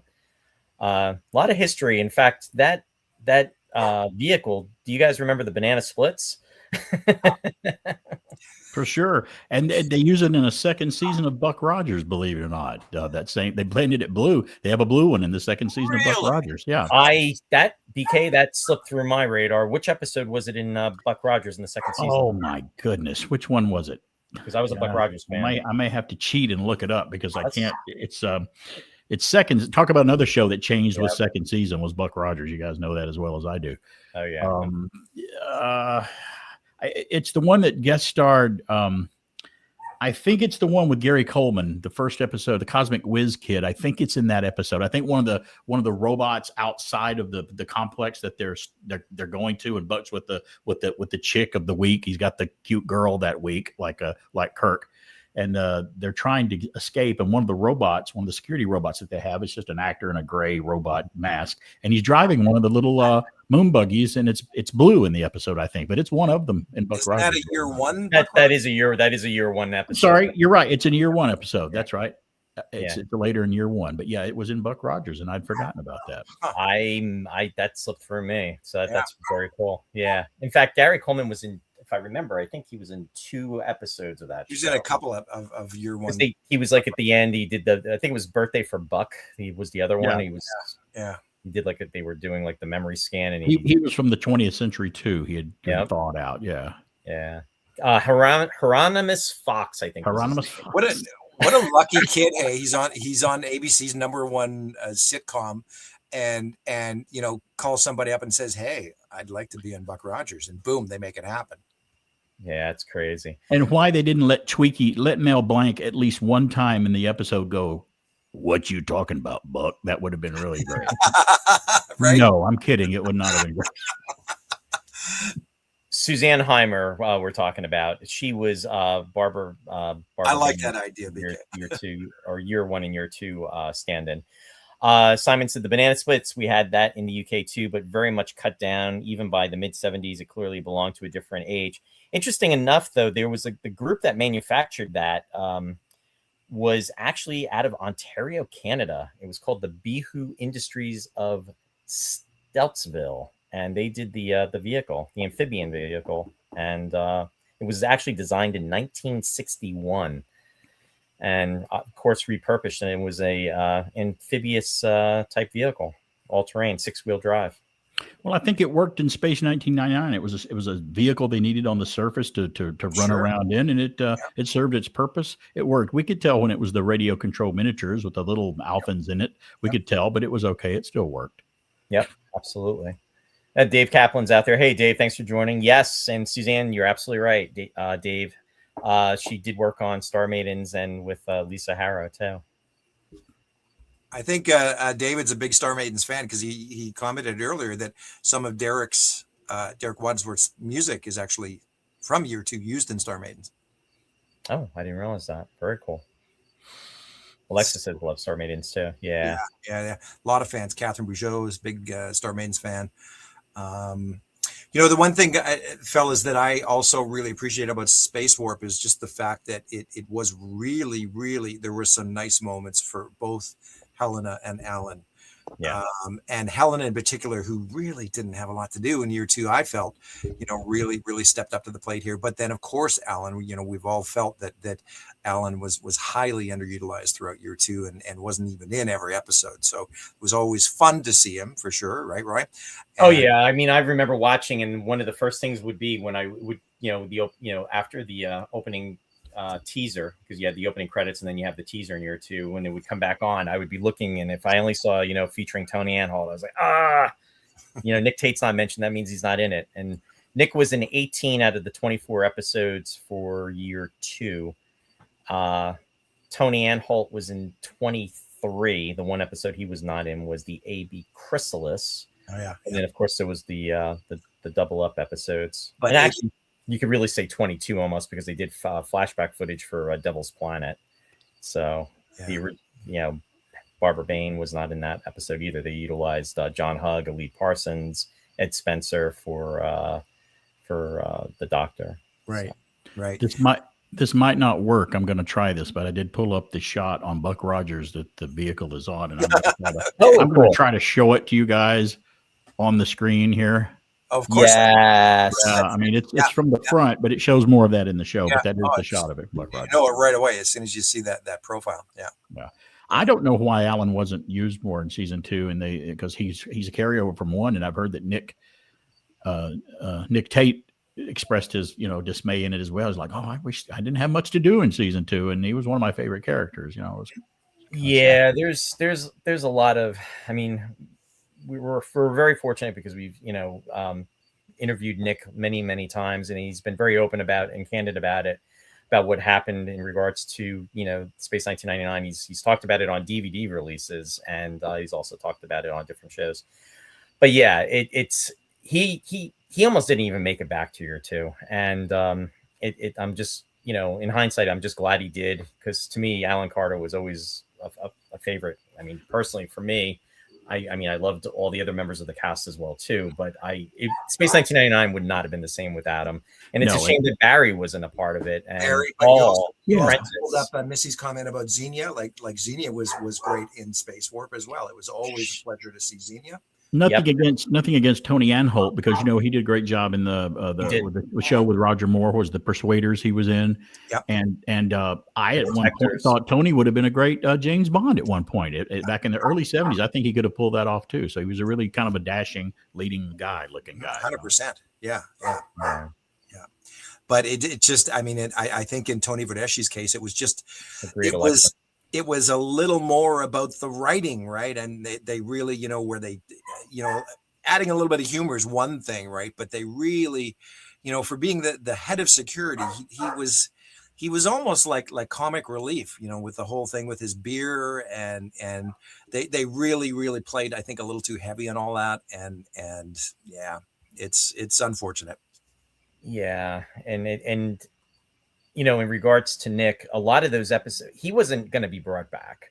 And a lot of the episodes, in fact, if you have the original, in the earlier novelizations, there's a character, Eagle pilot was Mark McKenlock, I think was the name. And he was going to be the chief Eagle pilot. And essentially what happened was, it was like on the 6th hour, or not the 6th hour, the 11th hour, as they say, that Nick pretty much was called in, had met with Freiberger, and he was told that, I guess, his son, and this is what Nick has said, he's told the story that Freddie Freiberger's, one of his favorite characters was Alan Carter, and that was the reason why he was being brought back.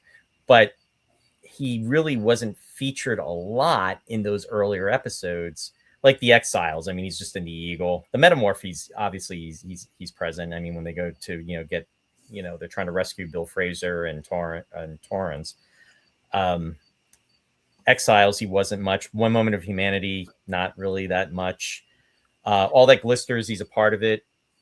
Journey to Where was great because it was him and AB Chrysalis. He kind of loses his mind at one point and tries and cracks the seal in the alien bed. I'm like, that's very un-Alan like. He's kind of panicking there. I didn't like that either. So yeah. And that was later. But what happened was the Tabor and then Journey to Where, or excuse me, Journey to Where, or All That Glisters, and then it was Journey to Where. Then what happened was the Tabor. He was only going to be in that one scene where basically the Emporium goes into hyperspace, and then what happens is Tony says in the episode, security get McGoogle and Frazier out on the surface to look for it. Originally, it was supposed to be Alan that was supposed to be going out there, and he was going to be in the moon buggy looking on there for like literally 20 seconds.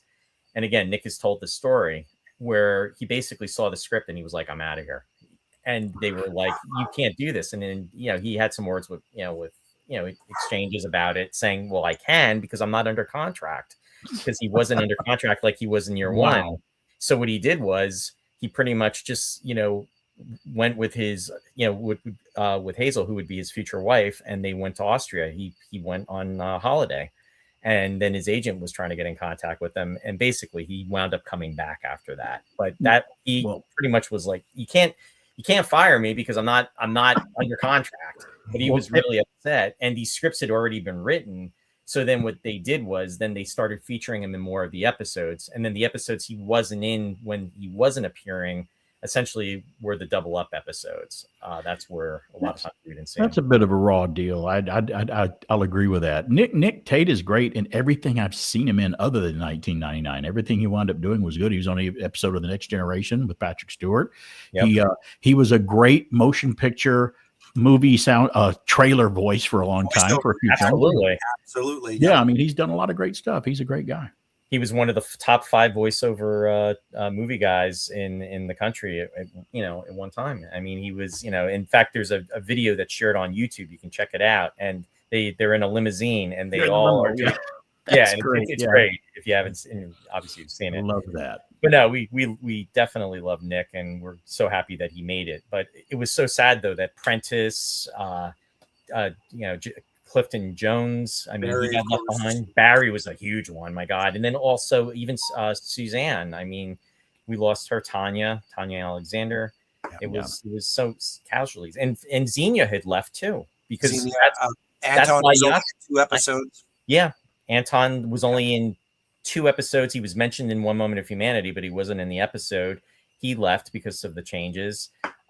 Xenia had left. And that's when they brought in Yasko, who was Ray Austin's, girlfriend and wife, became wife. Yeah. And Matthias came across there in a couple episodes of first few episodes of season 2. Dr. Matthias from season 1, he crossed over a little bit too, didn't he? Yeah. He was in the Metamorph and the Exiles, and then he was gone. He left. He was done. Yeah. So. Just an explanation. I would have loved just an explanation in episode 1 where we've gone through a space warp. It's 5-6 years since the last episode of the last show, and Moonbase was damaged, and we had to compact command center into this small area. Victor Bergman had an airlock accident, and we lost several of them. Just a reference would have been good as a bridge. That would have been nice. It's so easy looking back on it, and especially because in year 2 they came up with the trope of Helena Russell recording the log entry, right? It would have been so easy to do at the beginning of Metamorph, right? To bring the viewer up to speed. And it was like Captain's Log that Kurt did, but I did like that addition of her log. That was nice. And they actually had pages written in the Metamorph. It was in one of the earlier drafts where it's referenced about Victor being in a faulty spacesuit. They talked about Paul's character as well too, but then what they did was they didn't film it. And that's the other thing too. Tony Vadashi's original character's name was, I believe, Simon Hayes, if I remember.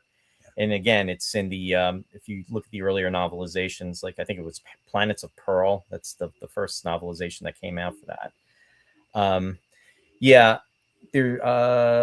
Let's see. I saw that one comment. It was in regards to Anton Phillips leaving. It was because he wasn't happy the direction the show was going. Anton he talked about this during a panel discussion during 2 years ago in the UK. And it's just that it was a different type of environment. Not so much for the folks that were coming on for year 2, but I think the folks that were there during year 1 were really feeling it, because it's almost like if you haven't been a part of something, you really can't miss it. Kind of like even saying, a lot of folks see something, saying about you seeing year 2 and you didn't see year 1. that's kind of like all you knew. And with this, the folks that were in the year one and then they went to year two, the production team was different. So it was just that a lot of people weren't under contract like they were, and it was just a different dynamic.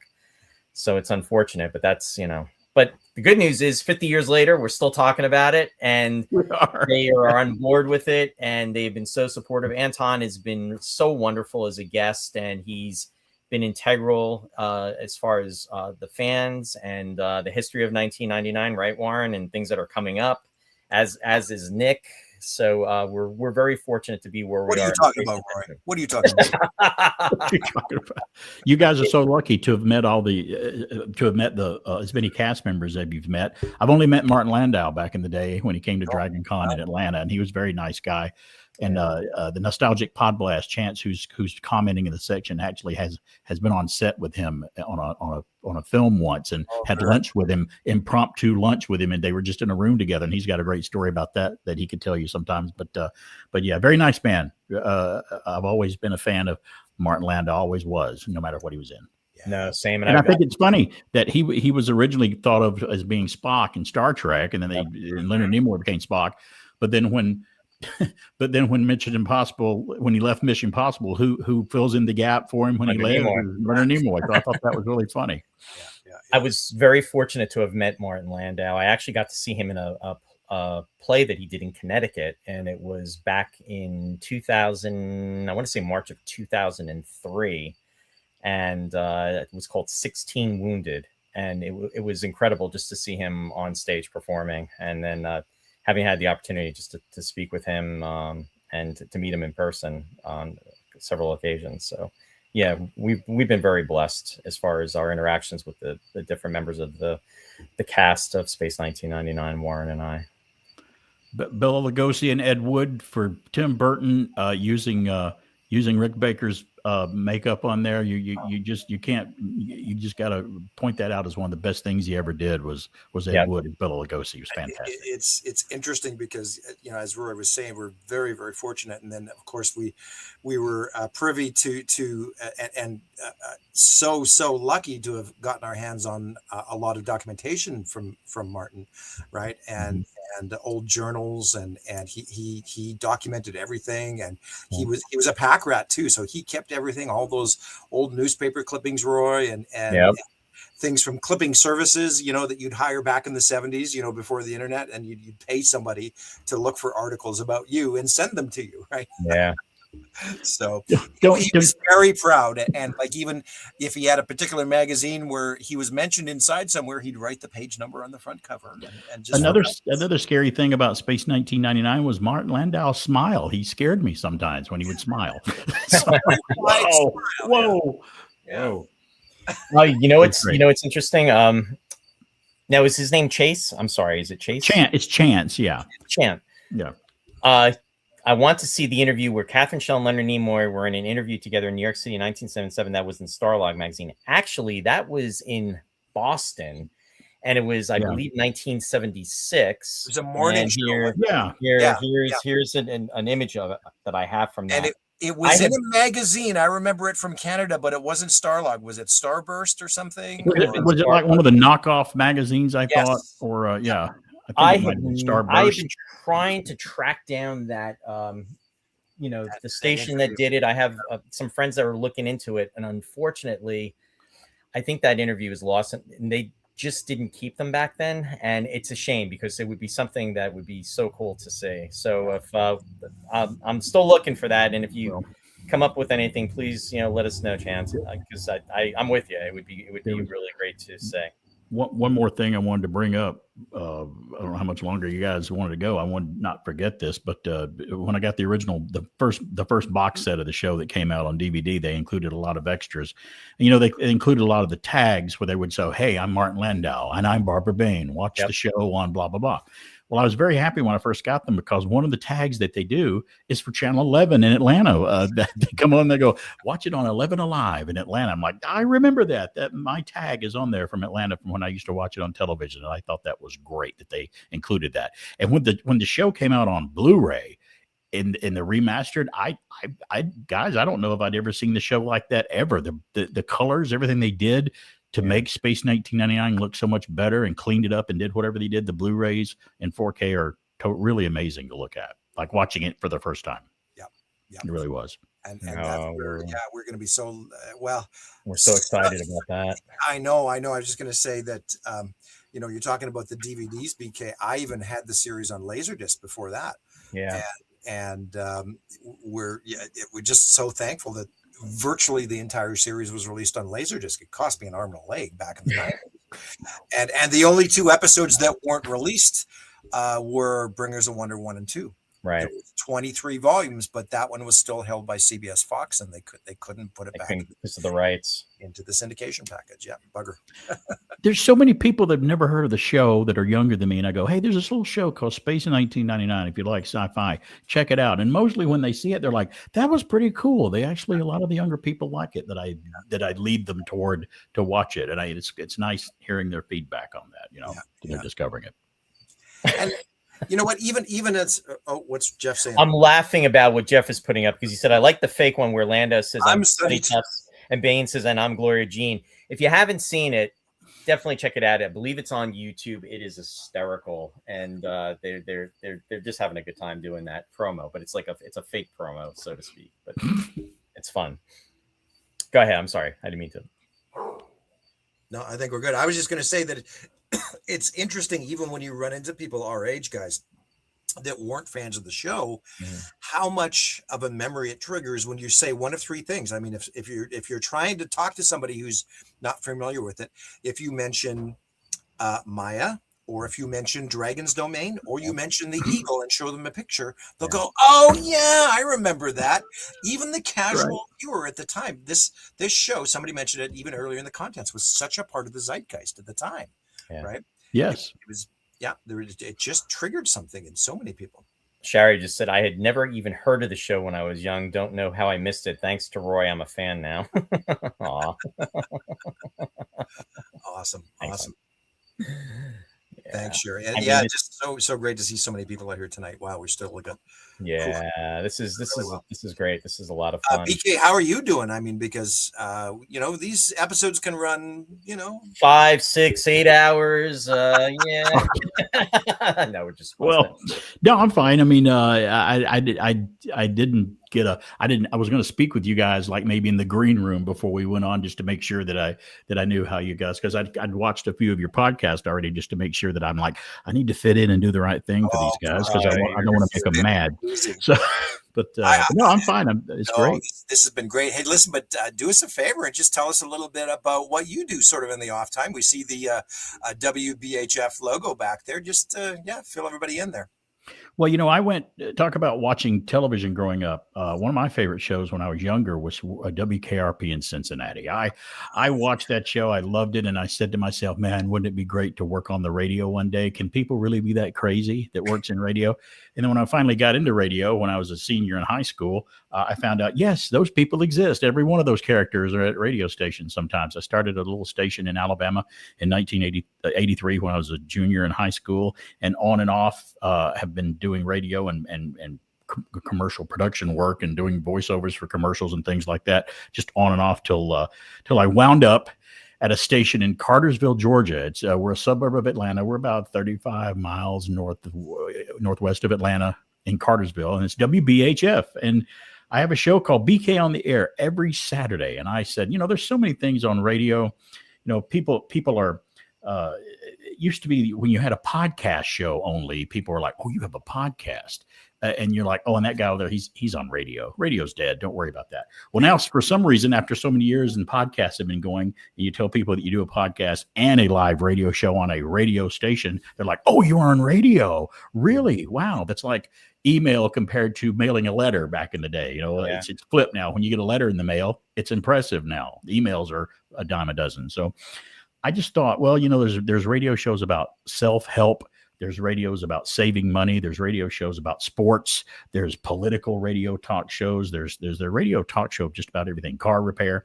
I said, I don't really see a lot of radio shows that do what I do, like nostalgic geekiness and talking about stuff that you liked and grew up with, from the 60s, 70s, 80s, and even today. Like in Atlanta, we got so many movies being filmed here that we update everybody on that when that's going on. Superman's being filmed right now in downtown Atlanta for the past several months. They do Superman film. And several Marvel films were filmed all around us. In fact, in Guardians of the Galaxy Volume 2, most of every downtown shot of that city is in Cartersville, right there where my radio station is. They filmed it right outside our window at the time. So, but I just wanted to talk about what I'm passionate about. And the show is on 10 a.m. till noon live on Saturdays at WBHF. Some people are not near us to hear the radio signal, but you can stream us from our website, wbhfradio.org. You can download our app, which we have a WBHF radio app where you can listen to the show live there or listen to any of the podcasts. If you miss my show, we put it up there and you can hear the ones from a week or two ago or a year ago or wherever. Just go in there and look for it. And we also broadcast live. We have the podcast on iHeartRadio and on Spotify. You can find it out there if you just look for it. It's all over the place. But I just love it. And I'm a talk show. I'll take calls. I'll talk about something and people call in and we'll talk about it. Just like Warren said. He said, "Oh yeah, that show. I remember that show, and I didn't know it till you brought it up." And then they'll talk about it. So it's just 2 hours of fun. I call myself the retro radio rocket man of talk radio, and been doing it for several years now. So I don't see myself doing anything else. And I appreciate everybody. If you could just check in on me on Saturday, it would be great. And I'm talking about something you like. Call me up and say hi. I'd love to hear from you. That's awesome. I got a YouTube channel too, but there's nowhere near as much on it as you guys have. But I do upload a lot of stuff to YouTube as well. B.K.On-the-air.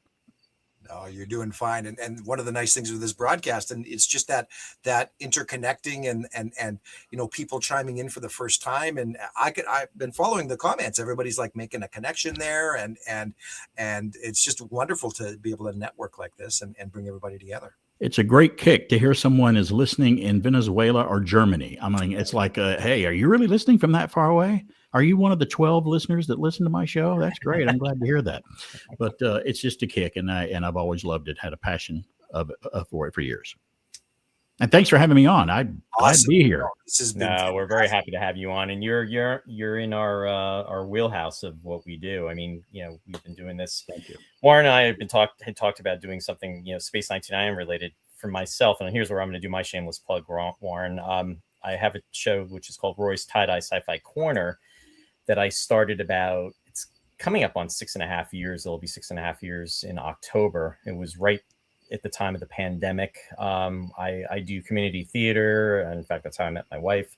And, it's just have a passion for the 60s, 70s, and 80s, and just, all of this, sci-fi related, and even also, the non-sci-fi related. So I thought, what better way, especially when everything shut down, I had wanted to do a project. And I thought, what better way to bring people together, talk about sci-fi, television or movies, and to do it with a different co-host each week. And essentially that was the antithesis of how it all started. I didn't know what I was doing.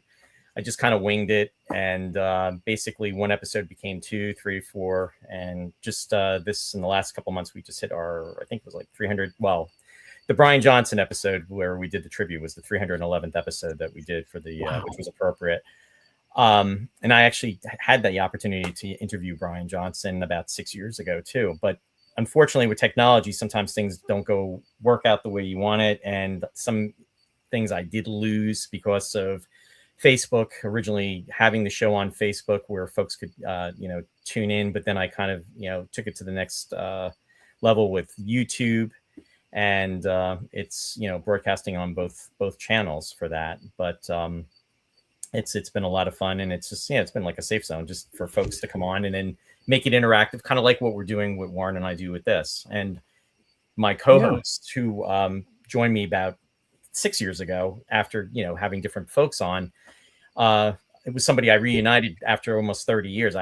Ross and I hadn't spoken, just different life directions and everything. And, he was living in Philadelphia. He was in radio like yourself. He'd done, was in radio for over like 28 years, and he's into classical music and different types of music. And we basically came together, and then the episodes just went from there. But as Shari just commented, she said, so much fun, so much you can talk about. The three of you are great. So we really appreciate you being on with us, because I mean, again, there is a niche for this stuff, and it's, you Thank feel goodness. a lot of people are not into it, but then you know what? So many people are, and that, it's wonderful to be able to share our and connect with different folks. I mean, it all started for me with different, doing conventions, and then, you go to a convention and then you hear people, playing recordings of, sound effects from a Star Trek episode, and you're turning your head and you're like, wait a minute, I know that. And then they're talking about it. And I'll never forget that at a creation convention and back in 1986. And it made my head spin when I heard a sound effect of the Jupiter 2, and somebody was playing it. And then knew what it was immediately. Yeah. Yeah. And now with the internet, how we all connect, and we connect, worldwide. And we've just been very fortunate to have, so many folks that love, especially Space 1999, Warren and I doing this, and meeting folks just like yourself, BK. So again, we applaud you for what you do, and thank you. And thanks to both of you. Speaking of radio, Jeff is one of your commenters in the comment section. Is Jeff Ruby? Is he a regular? You guys know who Jeff Ruby is? Jeff Ruble, yeah, he's a regular on both shows. Yep. He typed in there. He said something like, "Just make sure I don't do a special during Thanksgiving and drop turkeys out of a helicopter." Like they did on WKRP. Funny he should say that. I'll tell you guys the story right quick. Hugh Wilson, who created WKRP in Cincinnati, he worked for a station in Atlanta, WQXI, and that's what the entire show is based on, is WQXI in Atlanta, Georgia, back in the 70s. And that all those incidences happened. The turkeys were thrown out of a truck at the time, and he just took all those stories and put them into the show, and it was all based on a local station in Atlanta. And Dr. Johnny Fever was based on a guy named Skinny Bobby Harper at WQXI. So it was nice to have that radio tie-in and talk about that. It was one of the best episodes of the show. It really was. We've never done that, by the way, but I'd like to do it at WBHF, but they won't let me. Shari commented, she said, BK, my grandfather was on the radio in Easton, Pennsylvania for 50 years. He only missed one day the whole 50 years. I used to go watch him as a little girl. Look at that, hey? In the window from downtown Easton. That's great. The other thing, Roy, is our friend Captain Phil. Captain Phil, yes. Yeah. He's in New York. Yeah. People that are in radio usually love it, and that's why they last so long and stick with it for such a long time. So, how often is this episode on? We try to do it. We've been trying to do it every week, but then we kind of spaced it out a little bit. No pun intended. We've got one more before the Manchester 1999 event comes up, and it's only appropriate, right, Warren? Because we're going to be doing a special part 1 episode and then a part 2 episode for that, which will be the Bringers of Wonder. And again, we're in alignment, because when we do it, the Bringers of Wonder would have been filmed literally 50 years ago. So it's really cool with that. If I'm in the rotation, all I ask is if just have me back for your 1999th episode. That would be so cool to be on that one. Well, I don't know what we're going to do after we run out of episodes, Roy, because we're talking earlier. We're coming up on the home stretch here. We only got about 8 left, I think, right? Yeah, we'll come up with something, Warren. Oh, right. We were going to spin this into Babylon 5. That's right. Truth be told, BK, I have only seen probably like one episode of Babylon 5, and it's on my to-do list, but my to-do list is like miles long, with a maw that could swallow a dozen starships. Funny, same here. I'm a sci-fi fan, but when people find out, oh, didn't you watch so-and-so? I'm like, I didn't see every sci-fi show that was out. I couldn't watch every one of them. So I've missed a lot of them too. And I'm kind of going back and discovering some shows that I missed, thanks to streaming now. So it's all yeah. I've got a lot of catching up to do, and it's just nice. And Andor is the big one that Warren is. Oh, yeah, I know. I don't know if you're a Star Wars fan, BK. Oh yeah, big Star Wars fan. Not everything they did, kind of like Star Trek. Just so you slap Star Wars or Star Trek on it doesn't mean I'm going to love it. So, but yeah, overall, I'm a fan of Star Wars. Yes. Did you watch the new Andor series? Then it was a prequel series to Rogue One. See, I hate even saying this because I'm like, oh no, when I say this, it's not a popular opinion. I watched Rogue, and I watched Andor, And I got 5 episodes in, and I said, I can't watch this anymore. I said, there's not really a lot happening. It's to me now. I'm only speaking for myself, so be kind in the comments, people, if you love the show. But I found it to be kind of boring, I said, well, I want a little Star Wars in my Star Wars, and I'm not getting any kind of Star Wars in this. I know it's a different type of show and everything, and I just could not get into Andor. So that's just one of them I couldn't get into. And I've heard that, it's definitely a love or hate thing with Andor, and for sure. I've heard that from several people that it wasn't.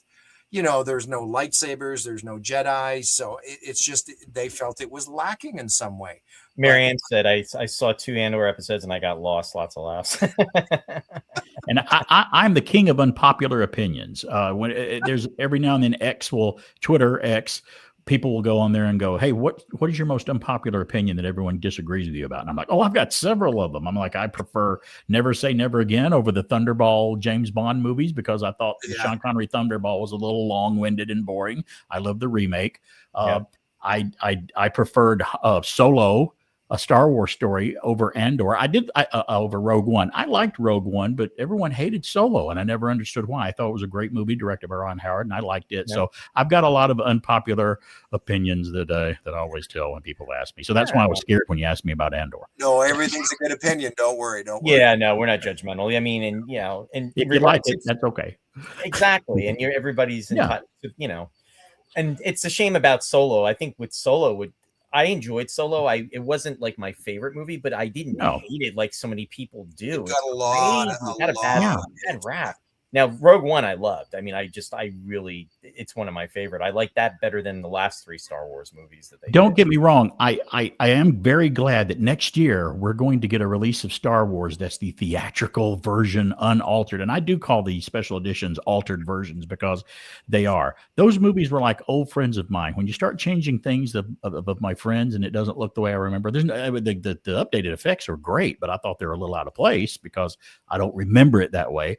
That's like when they took Star Trek, the original series, and digitally redid the effects in it, and it looked like a video game. I'm fine with the old effects. I grew up watching those. They were fine. The Enterprise was against a blue screen. I get it. It's okay. I knew when it was filmed, but that's the old fuddy-duddy in me, I guess. So no, I like it's fine. For me, it's like it's okay to do the remastered effects, but don't destroy the originals. Don't put the originals in hiding. Don't make them. The TOS releases had both versions, right? They did. Yes, thank goodness.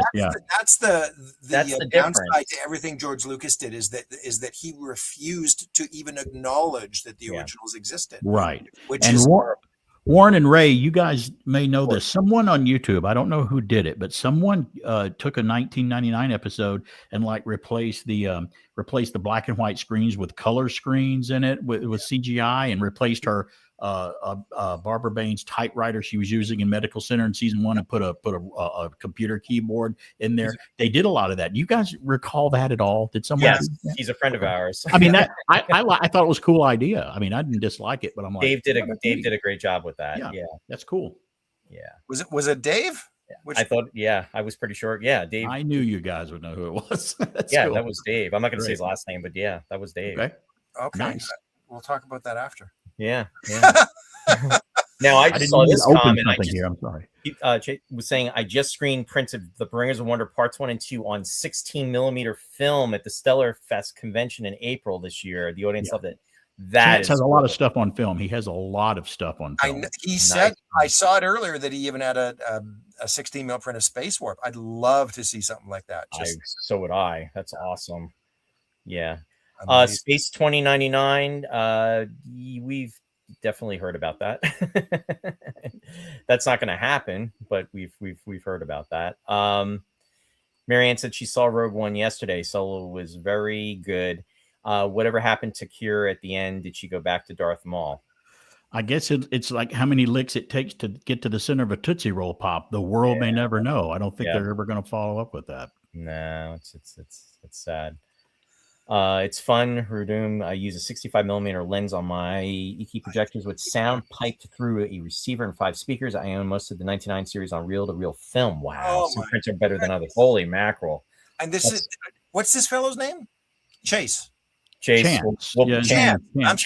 We'll be talking. Collector of film. That's awesome. Wow, that's amazing. That's so Amazing. cool. Yeah. Yeah, I remember one at the convention in Burbank in 2012 where there was a 16 mil print of Another Time, Another Place on silent Judy auction. was there. Judy Jason was there too. Yeah, and everybody signed it. Like so it had Martin, it had Barbara, it had everybody on it, and Judy Jason. I wanted that thing, and I lost it by about $5, and I've never gotten over it. Ouch. Yes, Jenny Cresswell. She was actually, and I'm sure you know this, Chance, because she was a background performer in season 2, and yeah, Alpha Actress was Han Solo's Cantina woman in Star Wars. Yep. She wound up on the cutting room floor, unfortunately. She was actually, unless I'm confusing her with somebody else, I think she was a game show hostess too, wasn't she? Or am I thinking of another actress that I think she might have been? But unfortunately, I don't think she's ever been to a 1999 con. Well, it's amazing to tell my friends that don't know this just how many people in Space 1999 wound up in Star Wars. Star Wars. And some other places, you know, we know that. Yeah. It's really, really remarkable. It's in England. It's all filmed in England. Yeah, and they were virtually year 2 in Star Wars was virtually being shot at the same time. How much of UFO background props wound up on Pigs in Space and Muppet Show because they were in the same area. They were there. All roads lead to the Muppets this week, I guess. Yeah. Missy said this is so much fun because you all mentioned different shows, and some of them I remember. Never a boring discussion. Oh, thanks, Missy. Yeah, we love talking about this stuff. We can talk for hours and hours, and it's a lot of fun. Roy, do you want to? Did you make some slides up for some shout outs or? No, I don't. I'm good on that. Just Ross and I. I'm not sure when Ross and I are going to be back. We may be back. I don't think we're going to be doing a show this coming weekend. However, my plan is on either Friday, September 4th or Sunday, September 6th. I will be doing a show on Roy's Tie-Dye Sci-Fi Corner. That would be at 7 p.m. Eastern Daylight Time, and it'll be a celebration of the 60th anniversary of Star Trek. So it's going to be essentially an open-ended discussion. All are welcome to come on in the chat. And if you want to come on to discuss about maybe your favorite episode from the original series or anything you want to talk about from the original series with Star Trek turning 60, again, that I will be posting it on Roy's Tie-Dye Sci-Fi Corner on the Facebook page. And you can, of course, watch it on Facebook, or you can watch it on YouTube.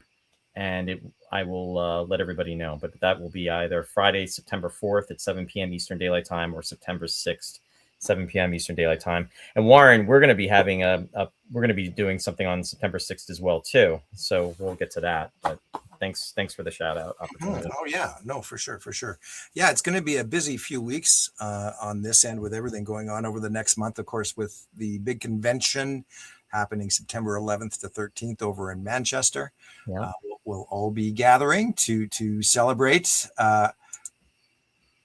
yet another 50th anniversary convention. So yeah, coming up very quickly, and some great guests lined up. Of course, we've got Mr. Nick Tate, the aforementioned. We've got Suzanne coming on board. We've got Yasko, who's going to join us virtually from Japan. Mr. Anton Phillips, our dear friend, will be live and in person, as well as Carolyn Seymour, who we met last year in Los Angeles, and Christian Anhold, wonderful chap, son of Tony Anhold, of course. He joined us for a brief time in London. We're just so happy and thrilled to have Christian back. And Roy, didn't he have some cool things? He brought some actual props that his dad gave him as toys when he was a kid. He did, and I have photos of him, and I wish I was better prepared. But yes, he had a Comlock, and he also had a stun gun, which was really cool to see. Yeah. Amazing. And of course, the exhibit room this time out, right? And everybody who was in London got to see this in person, this amazing creation from Mr. Daryl Simmons. And of course, Nick Tate back in command, right? Just an incredible moment for everybody. the cameras just started to roll like crazy as soon as Nick donned that spacesuit and jumped back behind the controls there. So Yeah. Pretty amazing. The exhibit room in general is going to have a large selection of original props as well, from not just space, but other Anderson IPs as well, primarily UFO, as you can see here, as well as Terrahawks, Captain Scarlet, Space Precinct, I believe. You mentioned Space Precinct, BK. Yeah. So a lot of fun things going on this time out with the exhibit room in Manchester. Of course, that'll be at the Holiday Inn in Manchester, Oldham, just outside of town, from the 11th to 13th. And you can get your tickets. They're almost sold out at www.space199950years.com. And we are, unfortunately, because we're at a little smaller facility this time out, we're going to have to cap our online ticket sales on Friday, September 4th. So this is the only way to guarantee you can get in, is to get a ticket in advance. There will be a short number, a small number available at the door to accommodate walk-in traffic, but very, very limited in quantities. So head on over to www.space199950years.com to guarantee your participation at Manchester next month. Well, I'd love to be there. That sounds like a great convention. That's going to be great. Yeah, we're really looking forward to it. A lot of fun. Roy, what's the other sort of dynamic that's happening now along with Manchester? Well, there's a little fan film that's going to be filmed right prior to the convention, and it's called Return to Moonbase Alpha, and we're so excited about it. If you have been following back about 25 years ago, there was a fan film that had been conceived. In fact, it was included in the Blu-ray the Blu-ray release as well as the DVD release, and it was called Message from Moonbase Alpha. And essentially, this Return to Moonbase Alpha is like it's the next step after that, and it's like 25 years in the future. And I don't want to say anything more about it, but very excited about the production of that. And there's a lot of folks on board with this, and it's going to be very, very special. So I'll leave it at that, unless you want to add to that, Warren. No, that's perfect. That's perfect. Of course, this really all ramped up this year. We've been working on it for a few years, of course, behind the scenes. But back in April is when we really went full bore with creating awareness for the project through the Kickstarter. And of course, that's really solidified that this is actually going to happen now. And we're in production. So we've actually already commenced some special effects, visual effects work over in the UK. And we'll be doing, of course, our live action shoot while we're all together in Manchester. So very, very exciting. Yeah, I'm gonna lie about that. I'm excited about that myself. It's looking great. I'm excited about it. Thank you. Yeah, and of course the image I brought up earlier is this went viral here just a couple of weeks ago, Yeah. BK, and everybody's so excited at the prospect of Alan Carter, back in command of Eagle One after all these years, right? Yeah. Wow. Yeah, no, it's going to be a lot of fun, and for as much as Message, I think over the years has sort of been considered as a canon and the official 49th episode, we're hoping and could only be so lucky to have Return to Moonbase Alpha considered episode 50. We'll see. For the 50th anniversary, too. Yep. What a show. When I found out that the new moon base that we're thinking about building on the moon that's coming up, I know you guys heard about it. They're going to call it Moonbase Alpha. What else can you say? Yeah, that, you talk about a wonderful nod. Yeah. Wow.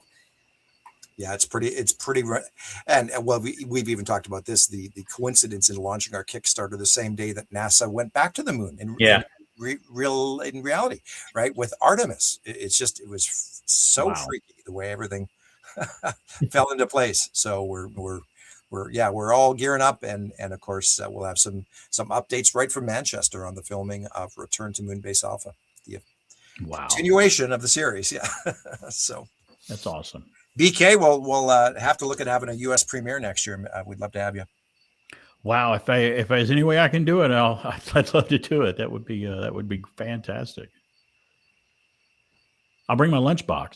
Absolutely. Literally. That's That's awesome. No, that's great. That's great. Well, listen, fellas, we're approaching 2 hours. Yeah, this was wonderful. And Really? again, yeah, and that's when you know it was fun, because when it goes that fast, When it goes that fast and I'm not watching the clock, it's like it's been Yeah. a great segment. So That's great. Yeah. thank Time you very flies. much again for everything, and thank you to everybody who tuned in today. Just amazing numbers out there. Yep, we appreciate it. The stratosphere. Just so everybody be watching. We are going to do a show in 2 weeks, live from Manchester. We'll be covering, and Roy, you'll still be back in the US, but I'll already be over there with my sister Heather, and we're going to be with a few people on the Sunday. It'll be the 6th, right, Roy? It'll be the 6th. Yep. Yeah. So we're not sure of the time yet and how it's going to work out. I'll have to get there and get settled, but we'll figure something out. We'll probably see our friend Daryl on there and a few others talking about Bringers of Wonder Part 1. Yeah. Can't wait. A great one as well. So, no, listen, Roy, BK, thank you very much again. This has been a pleasure. Absolutely. Thank you, Warren, and thank you, BK. We'll definitely like to have you back, and I'd like to have you on Roy's Tie-Dye Sci-Fi Corner at some point too. I think that. Thanks, guys. I appreciate it like you would believe. And Roy, anytime, you guys know how to get a hold of me now. So anytime you're ready, I'll always make room, and I will share stuff. I'll share the stuff on social media, and we'll help each other out. And I think it'll be great because we're a great community. I love it. Thank you so much. Couldn't have said it better. The same. Thank you, my friend. Thank you, guys. Have a great night. Everybody out there, have a good night. Okay. Live long and prosper. All roads lead to the Muppets or Star Trek. We're not sure. It's a good place to go. Yeah. All right. See you, everybody. See ya.